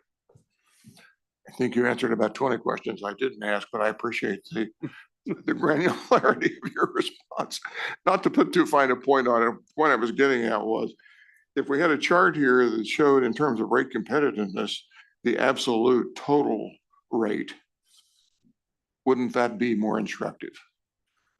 I don't know if it would be more instructive. It would be a different optic, and it would show that we are above the midpoint still in the peer state comparison. We are close to midpoint, whereas we were close to the top end of that comparison before this work was done.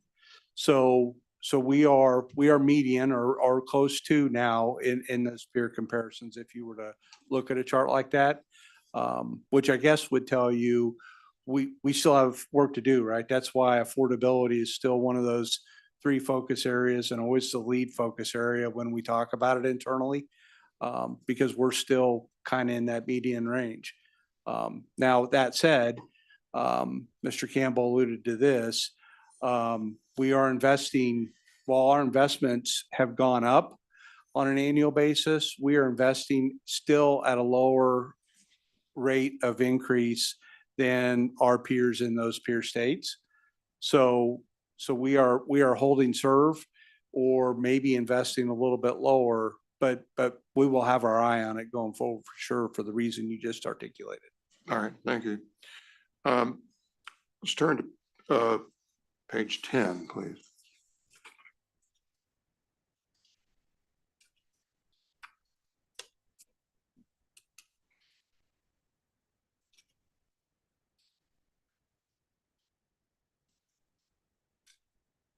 earnings review mechanism. Michelle, are you able to move the slides Can you move it? forward to page 10? I don't think I gave her enough warning. Thank you. There we go. This is an interesting concept introduced into these proceedings through the settlement process. In reading through your pre-file testimony, Mr. Ives, to me, the ultimate position that the settlement agreement arrives at with respect to this particular mechanism represents a significant change in position from your pre-file testimony. Is that correct? It is. So describe, if you would, for those of us who are listening in, because this is a very consequential concept here. What this concept is about and why you've had a change of heart about its importance. Yes. So probably fair to say and start by saying it's probably considered a fairly substantial departure from the direct testimony that was advanced by staff and agreed to by some of the parties as well. So when staff put their position together, they expressed an interest in a mechanism to defer the impact of incremental revenues with the addition of Panasonic into new incremental revenues coming from that company. So 100% of the new incremental revenues from Panasonic, they wanted to defer for future return to customers. That's probably the exact opposite of what you highlighted as my position, which would have been incremental revenues are part of the regulatory construct and something that should be inured to the benefit of the company and the shareholders between cases, just like incremental costs do between rate cases. So when we got to the settlement, we had two pretty divergent positions. We had the opportunity through the merger proceeding to have an earnings review surveillance mechanism that was put in place during the moratorium to do something similar, which was to look at the potential benefits that we were going to have from cost efficiencies during the moratorium period. And if those brought the company above its authorized returns, then we were going to share those back to customers, even though we were in a moratorium period. So this used that concept to say we should look at the incremental Panasonic revenues or, what's happening during that period consistently. Let's start with our authorized returns. And if the company is getting to a point where we are achieving and exceeding our authorized returns, whether it be from incremental Panasonic revenues or for any other purpose really during this time between cases, let's identify that. Let's in this report and let's share that. That way we are fairly evaluating both the cost and the benefits that are occurring post this case until the next one. And we're sharing to the extent that we exceed our authorized returns that this commission has provided. Okay. Let's turn to page 13.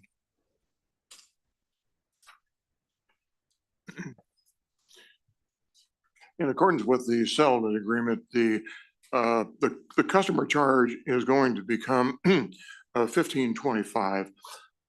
What is the current EKC residential customer charge? It's $14.25 current. Okay. By comparison, what is the current EKM residential customer charge? I believe it's $14.50. Okay.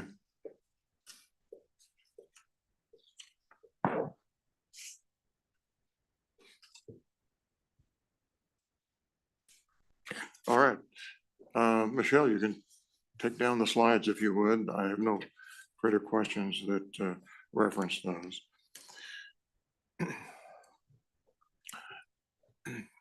Mr. Ives, isn't it correct that the revenue requirement originally requested by Evergy was $196 million? That was our original request, yes. Okay. Isn't it also correct that the revenue requirement proposed by the settlement agreement to which Evergy is a party is $128 million, or roughly 34% or $68 million less than Evergy's original revenue requirement request? That's correct. Allowing for maybe a 1 or 2% difference there. Okay. Okay, the company originally requested a $196 million revenue requirement request, increase, and now is willing to accept a $128 million increase. Certainly a large reduction, and council referred to that in the opening statement, from the original request. Why? Couple factors. We requested an ROE that was supported and in line with the range put forward by our expert. But it was an ROE point request of 10.5%. So when you compare that 10.5% to the TDC authorized level ROE of the 9.7, that's a pretty significant move. We had parties in this case anywhere from 9.4 to the 10.5 that we had requested. So that 9.7 is a move down for us. It's more substantial than the move that the other parties made in the settlement. That shows a fair amount of that differential. We also, there's a table in my testimony that indicates that, if you utilize that 9.7, you're probably looking at a 50% equity layer in a 50-50 capital structure. Our actual EKCE equity layer is about 52%, which would have been what would have been in our ask. That's a substantial piece of that movement from our 198 when you look at those two components. And then there were a few other cost updates that occurred, from our direct filing to the true-up period, the March 31st true-up period in this case, that are accounted for in the settlement, and then a couple differing positions between the parties that were part of the settlement as well. So a number of factors, but ROE and capital structure are probably the biggest moves from the company original request. Okay.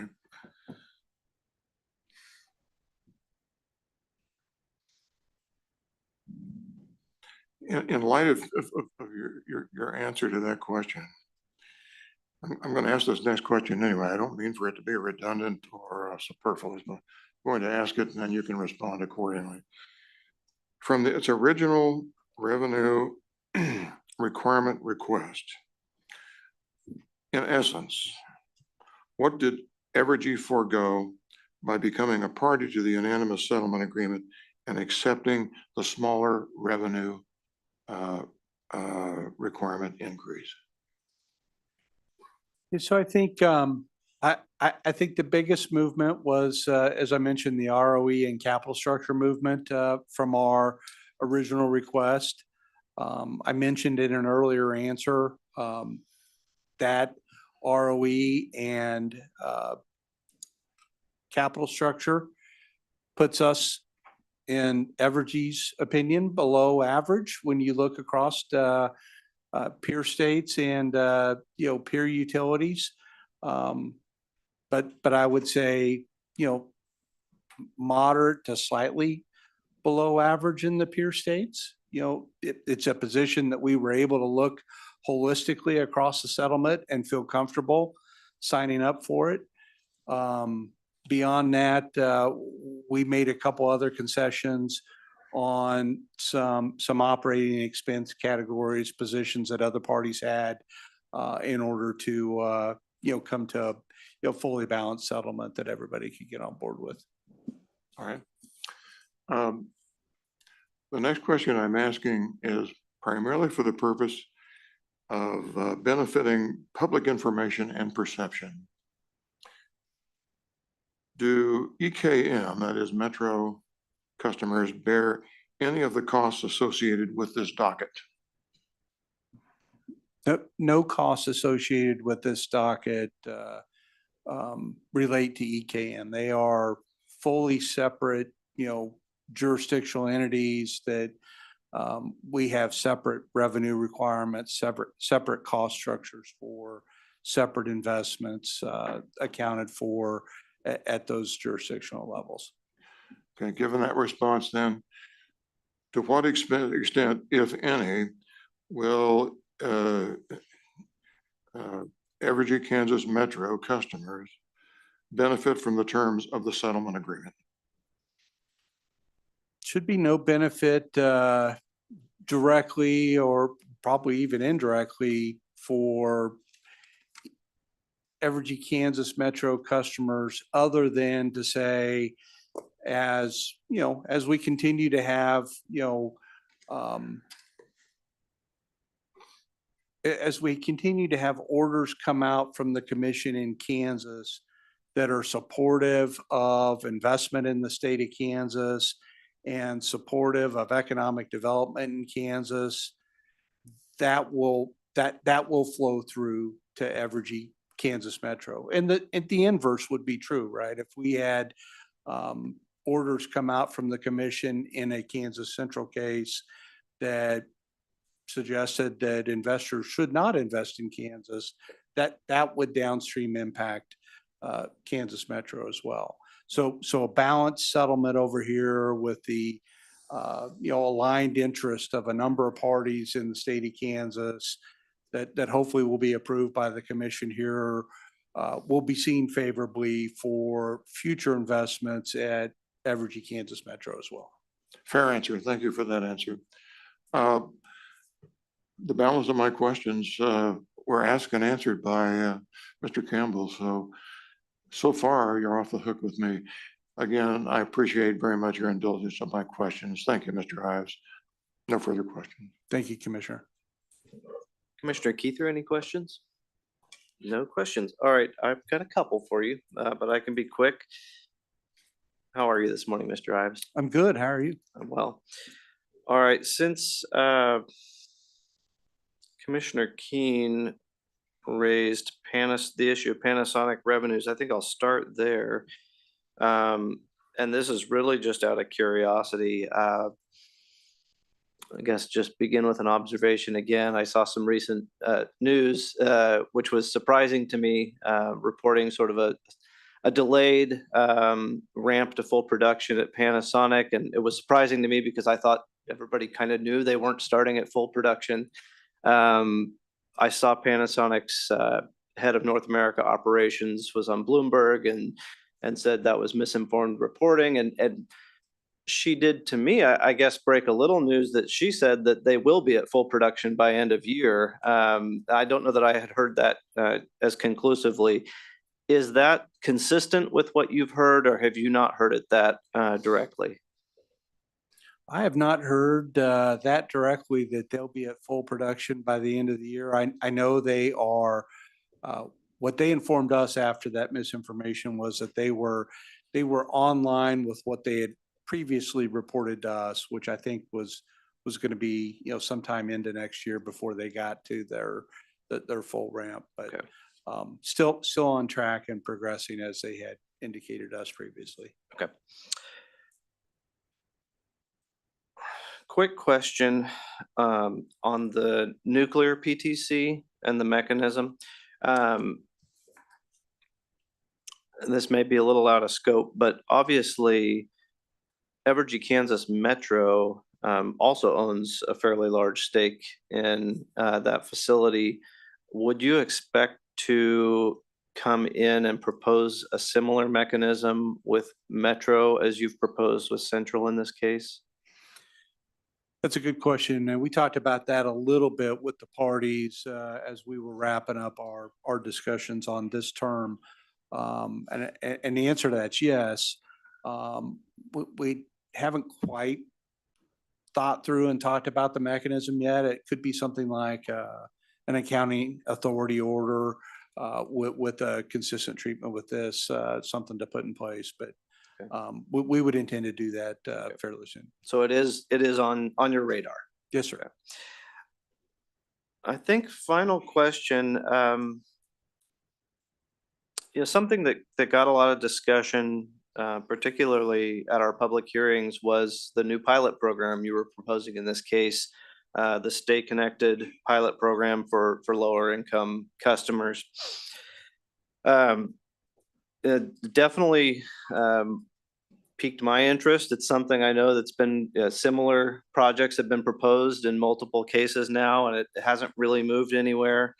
From my perspective,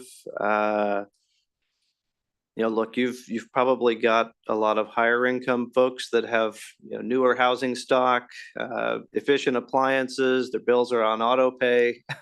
So they may be experiencing lower bills, even if they have a larger house, and they're not as price sensitive. And then you've got a pretty good segment of your population that's lower income. They have less efficient housing stock, they have less efficient appliances, and probably don't have the means to upgrade those. And so I guess from my perspective, there is an argument to be made that, completely equal rates for those different types of residential customers could potentially be seen as not just unreasonable or unreasonably discriminatory. I'm not going there yet. I'm just saying I think there's an argument to be made. I know the settlement does withdraw this, but now we've gone multiple rounds of proposing a program and withdrawing it. What is Evergy's level of commitment to keep looking at that issue, at either submitting its own legal analysis of why the commission should approve it? I know that there are other positions, or perhaps going to the legislature to try to open this up for all of us, because we seem to be set in a cycle right now of Evergy proposes something and quickly withdraws it in settlement. What's the company's level of commitment to address that? Yeah, so I appreciate the question. It's a program, you're referring to the Stay Connected program that we advanced in this proceeding. It's a program that you're right, did not make it through the terms of this settlement agreement. Probably much to the chagrin to some of the folks that manage and develop that program inside Evergy. Couple reasons for that, as you know, we have some prior case history in Kansas that there are some folks that are a high hurdle to overcome to put a program like Stay Connected in place. As we worked through the settlement, we just weren't able to get the revenue requirement support to put that program in place and advance it in the course of this proceeding. You're right. We've brought a couple different solutions. This one happened to align pretty closely with a program that we've had success with in the state of Missouri for a number of years now. So we were optimistic. We're going to continue to work on it. We've talked with CURB in particular over a handful of years now, including we were supportive in the legislature a couple of years ago on a proposal that CURB advanced over there that didn't make it through the legislature. So going to continue to look and going to continue to evaluate and find a solution. Hope we can continue to dialogue with the remainder of the stakeholders in Kansas and find something that if we can't get it done here because of the prior case law, then maybe we can get something done in front of the legislature we can bring back in front of the commission at that point. I think that's all I have for you, actually. Are there any follow-ups from the other commissioners? Commissioner Keen? Yeah, if I may, another question for you, Darren. Michelle, I don't know if you could go back to, again, the slide deck and put up page 11.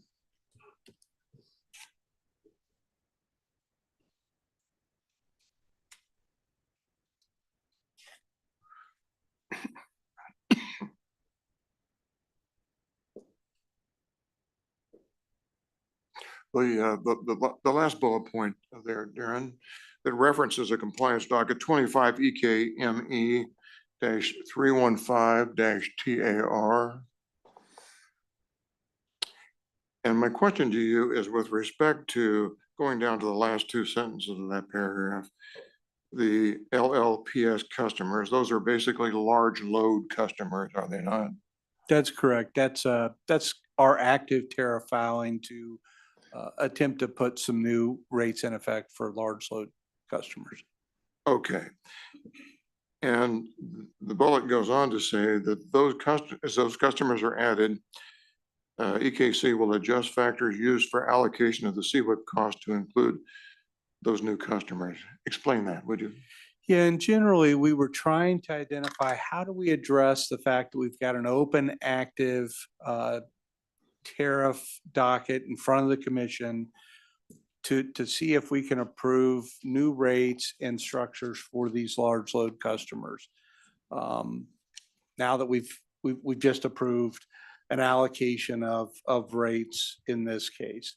So we wanted to make sure we were clear in here that when we get to that point, and if the commission approves a set of rates and tariffs over there, we need to adjust what we had originally filed in that docket for rates to reflect that we have a different set of rates in place than we did when we made that filing. And we need to reflect that as we add those customers, we need to adjust the distribution or the allocation of cost for charges like CWIP charges and TDC charges by adding those customers in and resetting the factors that are a part of this settlement agreement. That's what that term's trying to address, is saying they're not here today, but they could be here before we get to the next case and would have a chance to reallocate those costs. So that we want a process to reallocate when they come in. Will this address construction cost allocations? I'm sorry? Any construction cost allocations included within this purview? Because we are setting the CWIP allocation process in this settlement discussion, and this allows us to reset that for a new customer, then they would pick up some of those construction work in progress costs that you're talking about. Okay, thank you. Thank you. No further questions. Commissioner Keither, any redirect? All right, no redirect. Mr. Ives, we thank you for your testimony. You may step down. Thank you. I'm going to go off the record for just 1 second so the commissioners can confer with our counsel behind us on what we want to do for the procedure moving forward. So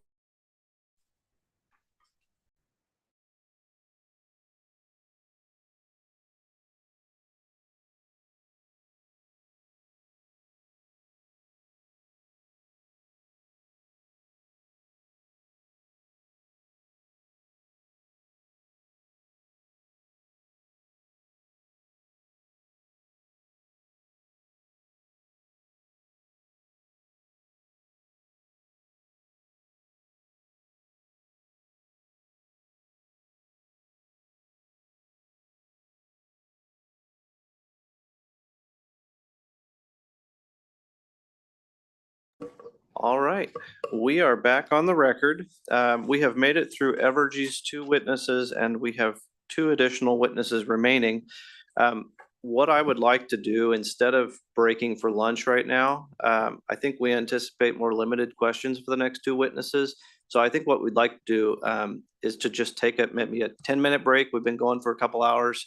So 10-minute break, and then we'll come back and pick up the hearing and hopefully be able to wrap up and let everybody then move forward to lunch. So if I hear no objections to that, that's the plan. So it's now 11:58. We will go into recess until 12:10. We're off the record.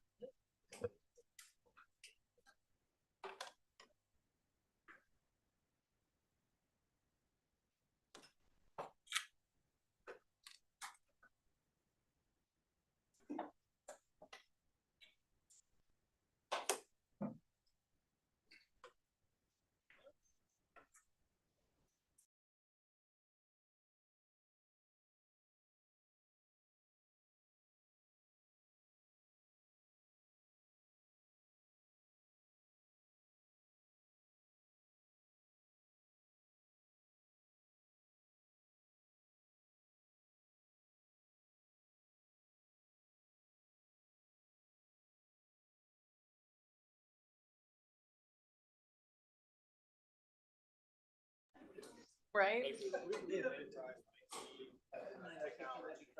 be right back.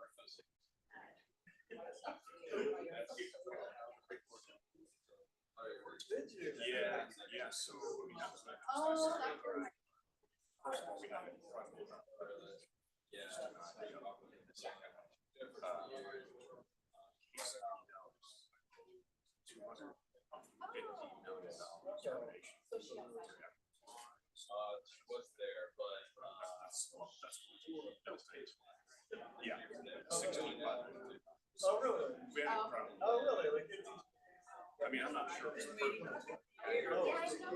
Doesn't quite.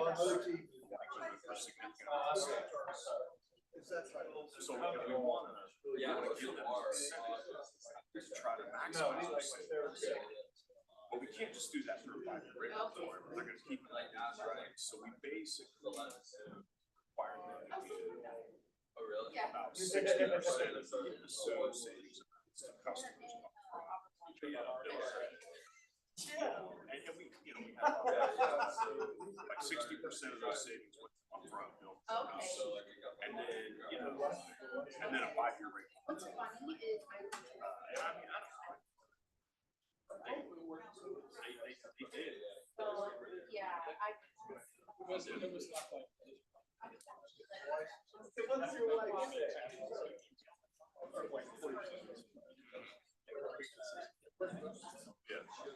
And so it is real. I mean, I know there's still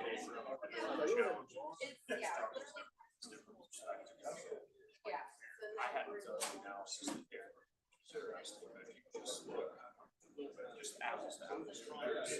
Real raw, voted, aging numbers.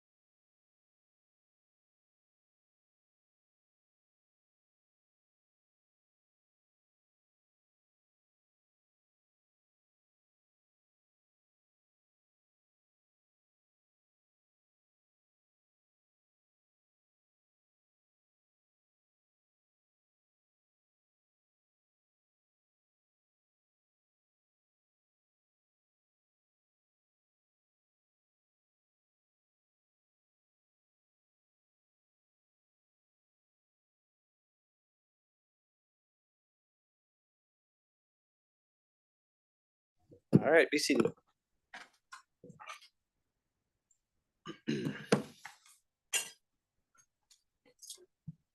We are back on the record in the evidentiary hearing of docket number 25 EKCE 294 RTS.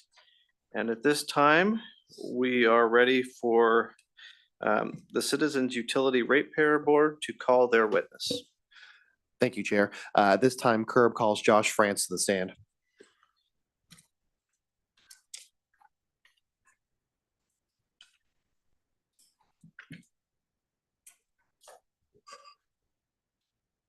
You do solemnly swear the testimony you're about to give in the cause and appear to be the truth, the whole truth, and nothing but the truth, so help you God. I do. Good afternoon, Mr. France. We are going to, as we did with the other witnesses, we're going to begin with commissioner questions, and I will turn first to Commissioner Keen if he has any questions. I have no questions of Mr. France. And Commissioner Keither. Well, dang. I also have no questions for you, Mr. France. We probably could have gotten you out of the way earlier. I'm glad I didn't have to break for lunch. So with that, you may step down. Thank you. I'm assuming no redirect. All right, commission staff, you may call your witness. Commission staff calls Chad Unrein to the stand.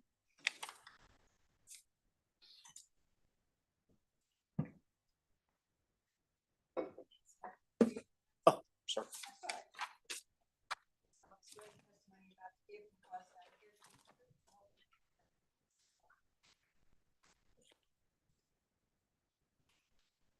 Good afternoon, Mr. Unrein. Would you please state your full name and your title for the record?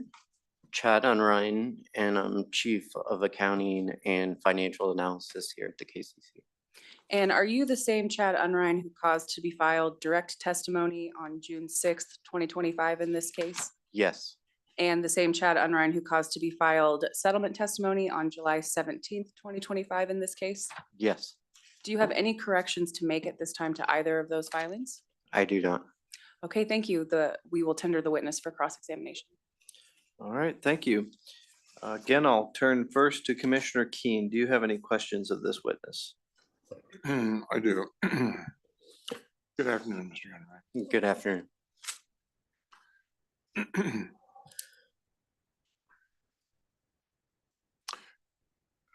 The initial KCC staff recommended revenue requirement increase was 113 million. I think this was later revised to 120, rounding off. That's correct. All right. The settlement agreement revenue requirement increase is roughly 128 million. Is that correct? Yes, If my math is correct, this represents, the settlement agreement amount represents is it roughly a 13% increase over the original KCC settlement recommendation? I do not have that calculation, but I would assume that's close to Okay. that. Obviously, the KCC staff is a party to the unanimous settlement agreement. My question to you is kind of the flip side of the question that I asked of Mr. Ives. What accounts for the KCC staff acceptance of a revenue requirement increase over the amount of your original recommendation? So a big impact to kind of just going from the 113.7 to the 120.6 was an error in the cost of debt. So we had a cost of debt of 4.38 in our case, and it should have been 4.63. And so that movement accounted for roughly $7.5 million to get from the 120.7 to the 120 or 113.7 to the 120.6. The other rate elements that we outlined in the adjustment resulted in kind of a revenue reduction of about $613,000 net. And so, you know, that moved us from the 113.7 to the 120.6. How we got to kind of the settlement of the 128 kind of was outlined in my table testimony and in my support testimony.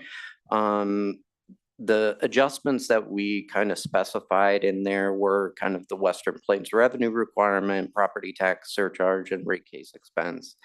And so in addition, we looked at the cost of capital adjustment and seeing what the pre-tax ROR was, and that made another $4.6 million adjustment. And so we went from 120.6 to the 126.1 million. And the remaining amount of that we put as litigation risk in our analysis.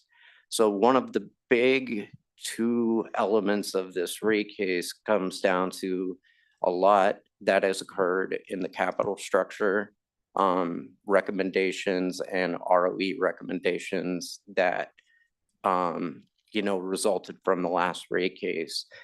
The cost of debt difference alone was $7.5 million, but the 30 basis point increase in ROE was around another 12.5 million. So we're talking around $20 million of difference between the capital positions and ROR recommendations that were included in the last rate case versus what was contained within this rate case. All right. That actually answered two more questions.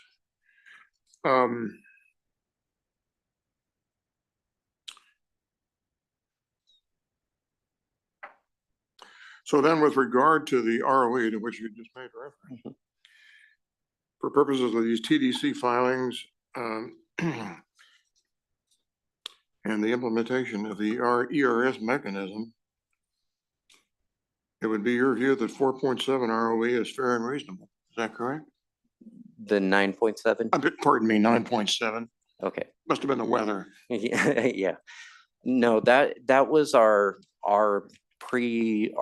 filed testimony position supported by Mr. Adam Gatewood. That analysis goes into a lot of background into looking at the return authorized for the actual risk of Evergy as an entity. You know, between all of the elements he looked at from the inflationary market that we're in, you know, I guess the treasury returns on bonds that are provided, essentially, because there's been movement upwards in those other cost of capital items, there has been an upward kind of movement on the ROE. Staff was, you know, pretty,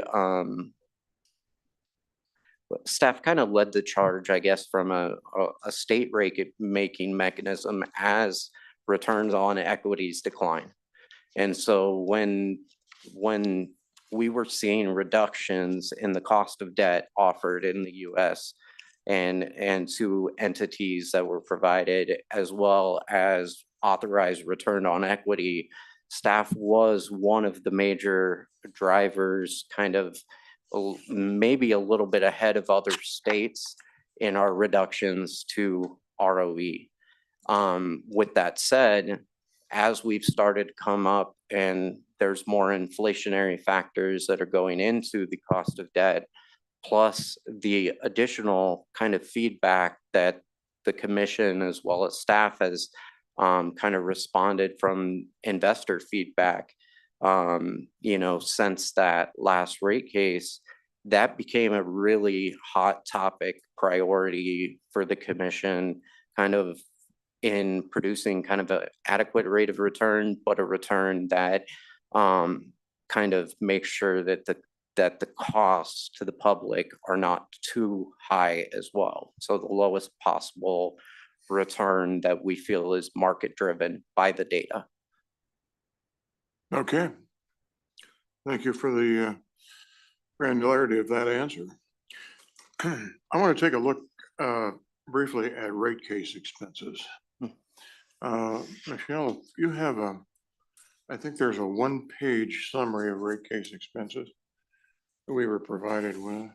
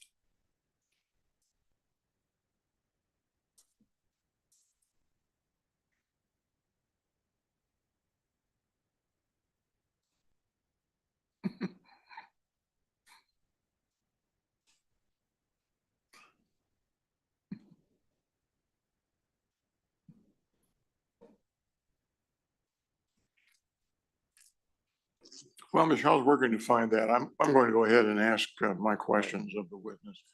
Mr. Enron, my main concern about rate case expenses has to do with what I believe is a due diligence function of the commission. I think it's important, we're about to get there. I think it's important, there it is. I think it's important for the commission to make this inquiry on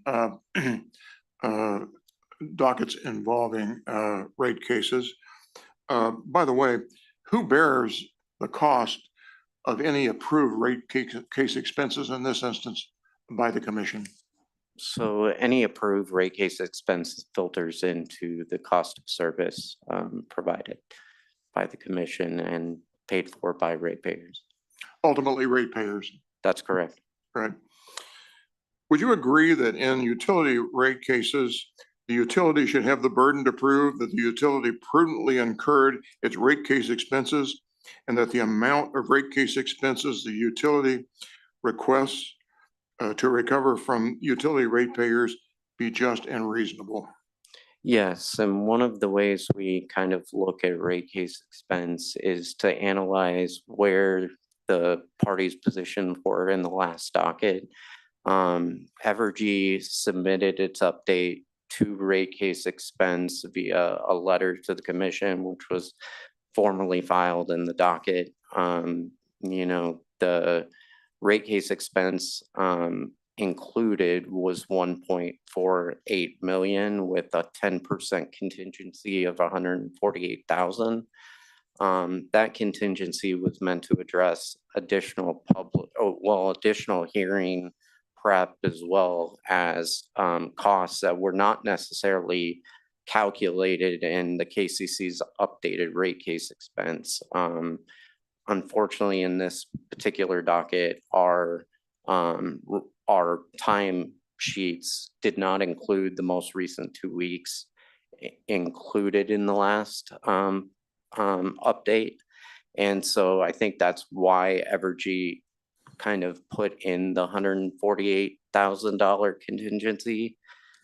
Because that's an estimate and we've always relied on actual data, staff is recommending kind of the 1.48 million be recovered through a 3-year amortization in the docket. The 1.48 million compares against the 1.53 million from the 23,775 docket.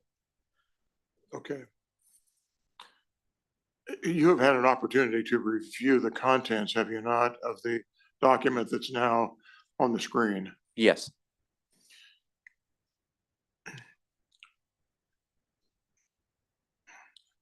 In your opinion, do these expenses, are they fair and reasonable? And what would be your recommendation with respect to what the commission's action should be?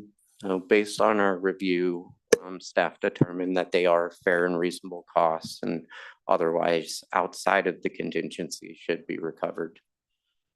All right, thank you. There's one kind of an anomalous formatting issue I think you may be aware of in this particular document. It alludes to an entity I don't believe exists anymore. It says that these are KCP&L rate case expenses. I'm guessing that meant Evergy. Okay. Thank you, Mr. Enron. Thanks. One more question.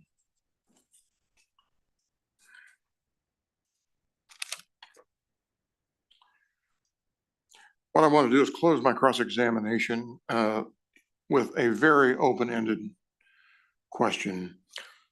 The settlement agreement obviously contains many key provisions and nuances governing Evergy's rates and conduct if the commission approves the settlement agreement.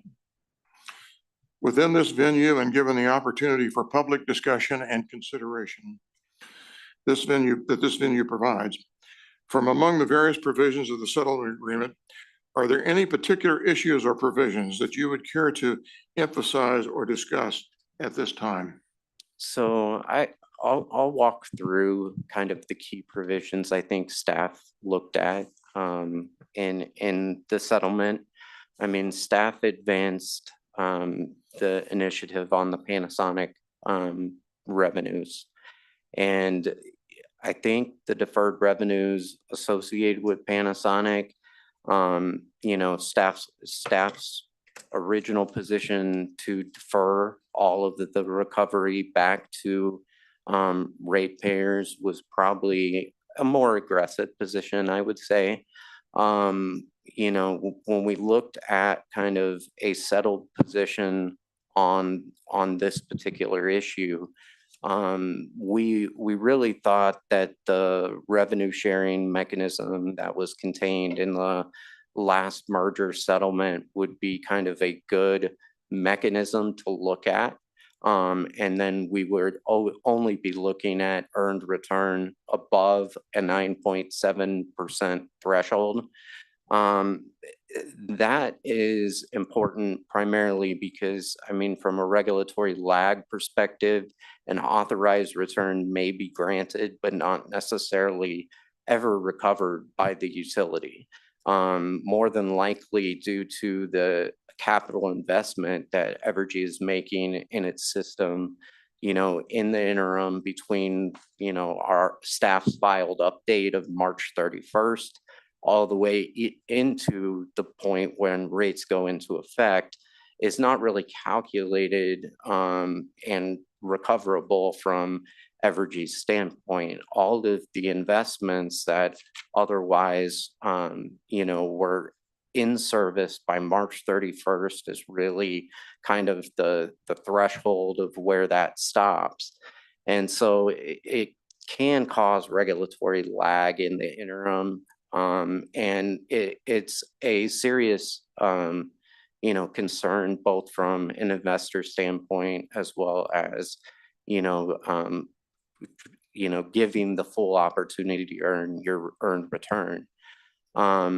Staff kind of looked at that analysis that Evergy put forward in rebuttal, and we believe that revenue sharing mechanism it is beneficial to customers. Number one, it would include any growth revenue that Evergy is able to get, not only from the Panasonic unit, but from other, you know, large load customers that Evergy is kind of pursuing in the large load tariff filing.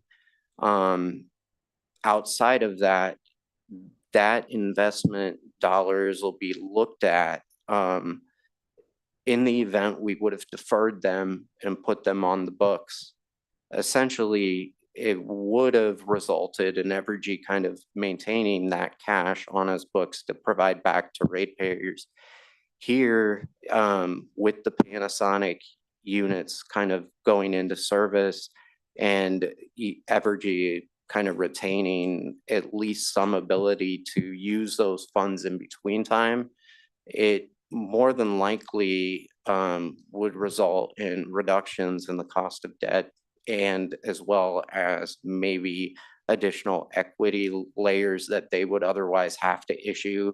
And I think in an earnings call, which I think in Mr. Gatewood's testimony outlined, I think Evergy had kind of stated to investors that it had not planned to issue additional equity or additional debt in financing the two large power plant builds from a natural gas side, as well as kind of the solar facility that it's pursuing.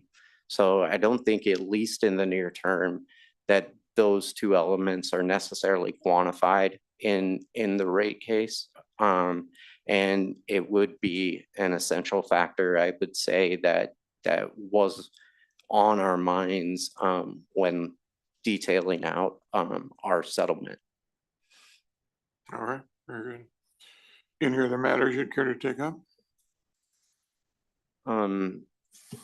No, outside of outlining, I would say the capital structure relevant in this procedure. Staff looked at the individual capital structures that were presented by parties in the docket. You know, when we looked at the various capital structures as well as the various return on equities that underlie those capital structures in the 8.45 pre-tax ROR, the ROE ranged from a 9.47% ROE at Evergy's capital structure layer and a 9.81% ROE if you use staff's fully adjusted layer of capital. And that includes some of the parent entity's allocation of the cost of debt to EKC. All right, thank you for that granularity. I appreciate your indulgence of my questions as well. I have no further questions. Commissioner Keither, no questions? I've got just a couple. Good afternoon, Mr. Unrein. Good afternoon. Just a quick follow-up. I ask you the same question I asked Mr. Ives. I brought up the nuclear PTC and the proposed mechanism in this case for the EKCE system. I assume, based on his response, it's on staff's radar that something may need to be done to recognize that for EKM customers. Yes, right now the settlement agreement includes kind of a tracker and deferral mechanism. As the PTCs become known and actually either Evergy is able to sell those or utilize them itself to result in a lower cash taxes paid, those revenues would be reflected and be provided in a line item discount to customers. Evergy had detailed that it could possibly range from as high as $65 million per year based on one calculation metrics, and on another it may result in no necessarily tax credits being granted and offset. So Evergy plans to file a tariff following this docket to include that provision. And then also, you know, I think October 2025 is when the expected update of them filing their 2024 tax returns. which would otherwise maybe provide guidance from the IRS that would give a little bit more clear structure on what type of rate refund or credit could be coming back to customers sometime in the future. Thank you. The only other line of questioning I wanted to pursue with you deals with capital structure. And I'll just say again, as I did probably in the last case where we were in a hearing, I find your presentations of staff settlement position and of the sort of the different capital structure options, I find that very helpful to understand, you know, how we might consider this black box. We might unravel it a bit and consider what's the potential meaning underlying it. That's very helpful to me. I guess let's start on that, on your, how you lay it out on page 33 of your settlement testimony of, you know, what the different ranges of capital structure and cost of capital could be based on an 8.45% pre-tax ROR, which that's the number that was nailed down in the settlement. It looks like, I'm just going to interpret it myself. It looks like from staff's perspective or anybody's perspective, you know, this case could have been settled at staff's position on capital structure but with a concession to go up to a 9.8% ROE. It could have been settled at Evergy's position on capital structure, but with only a 9.47 ROE.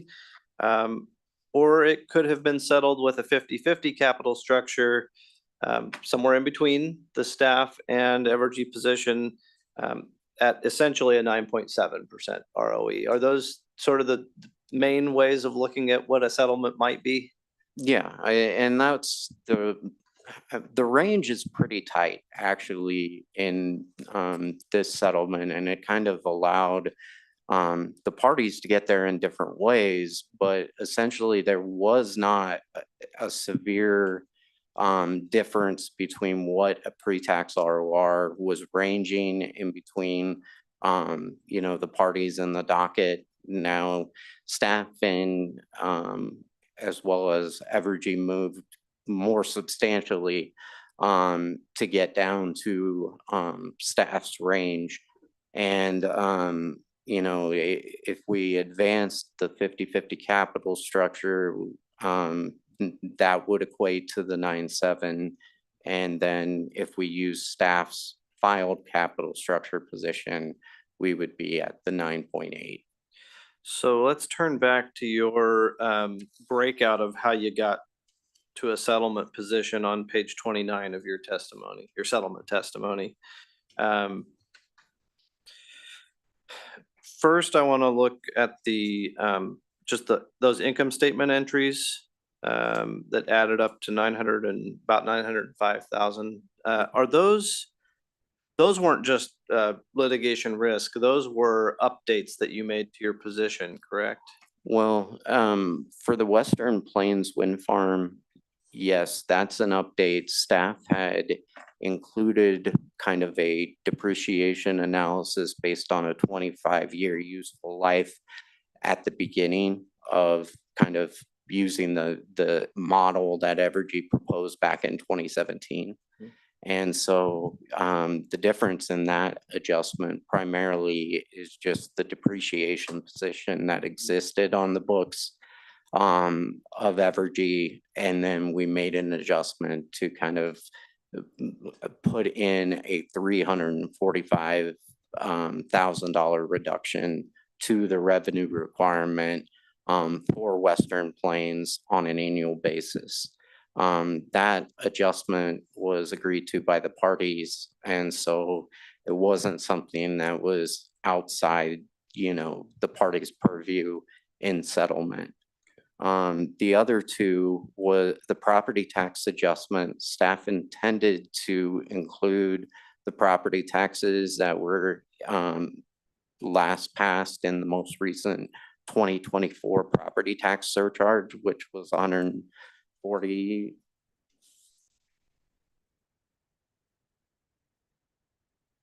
$147.2 million.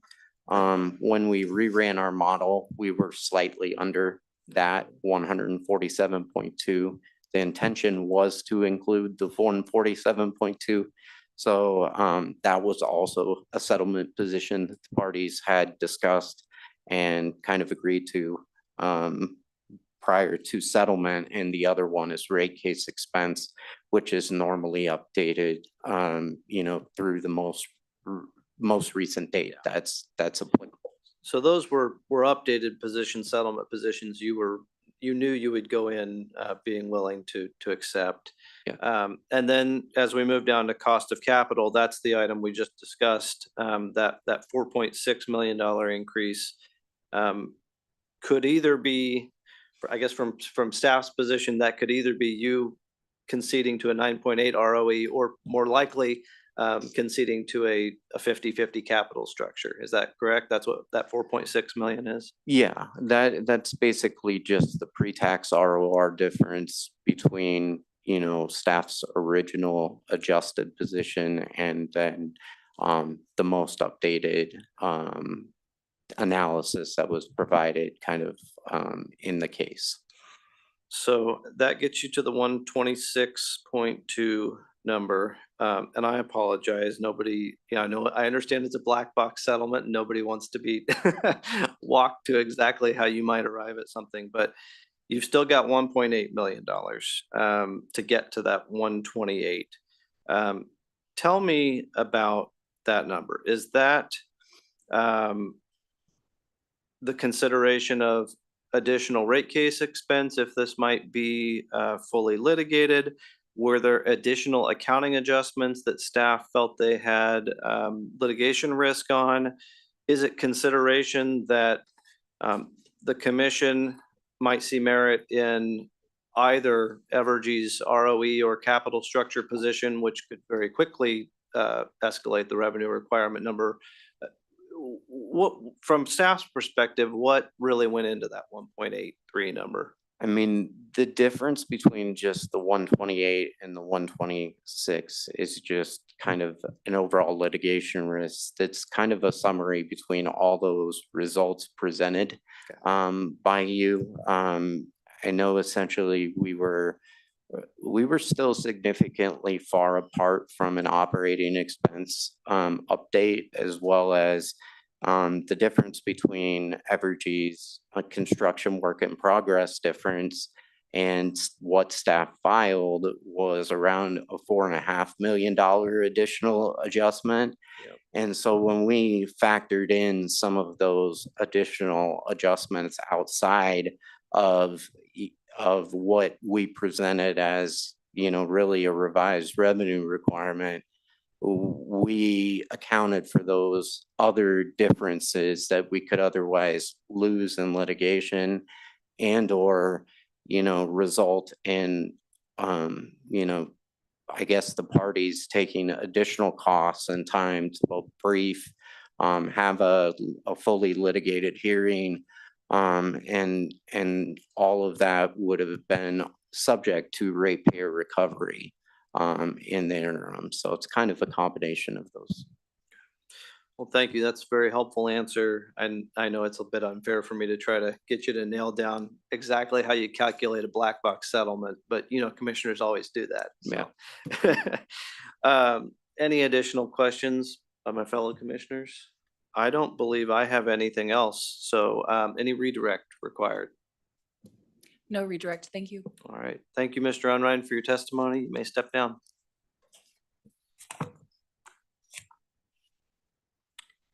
All right. With that, we have come to the conclusion of all the witnesses we had lined up for today. Are there any concluding matters before we conclude the hearing?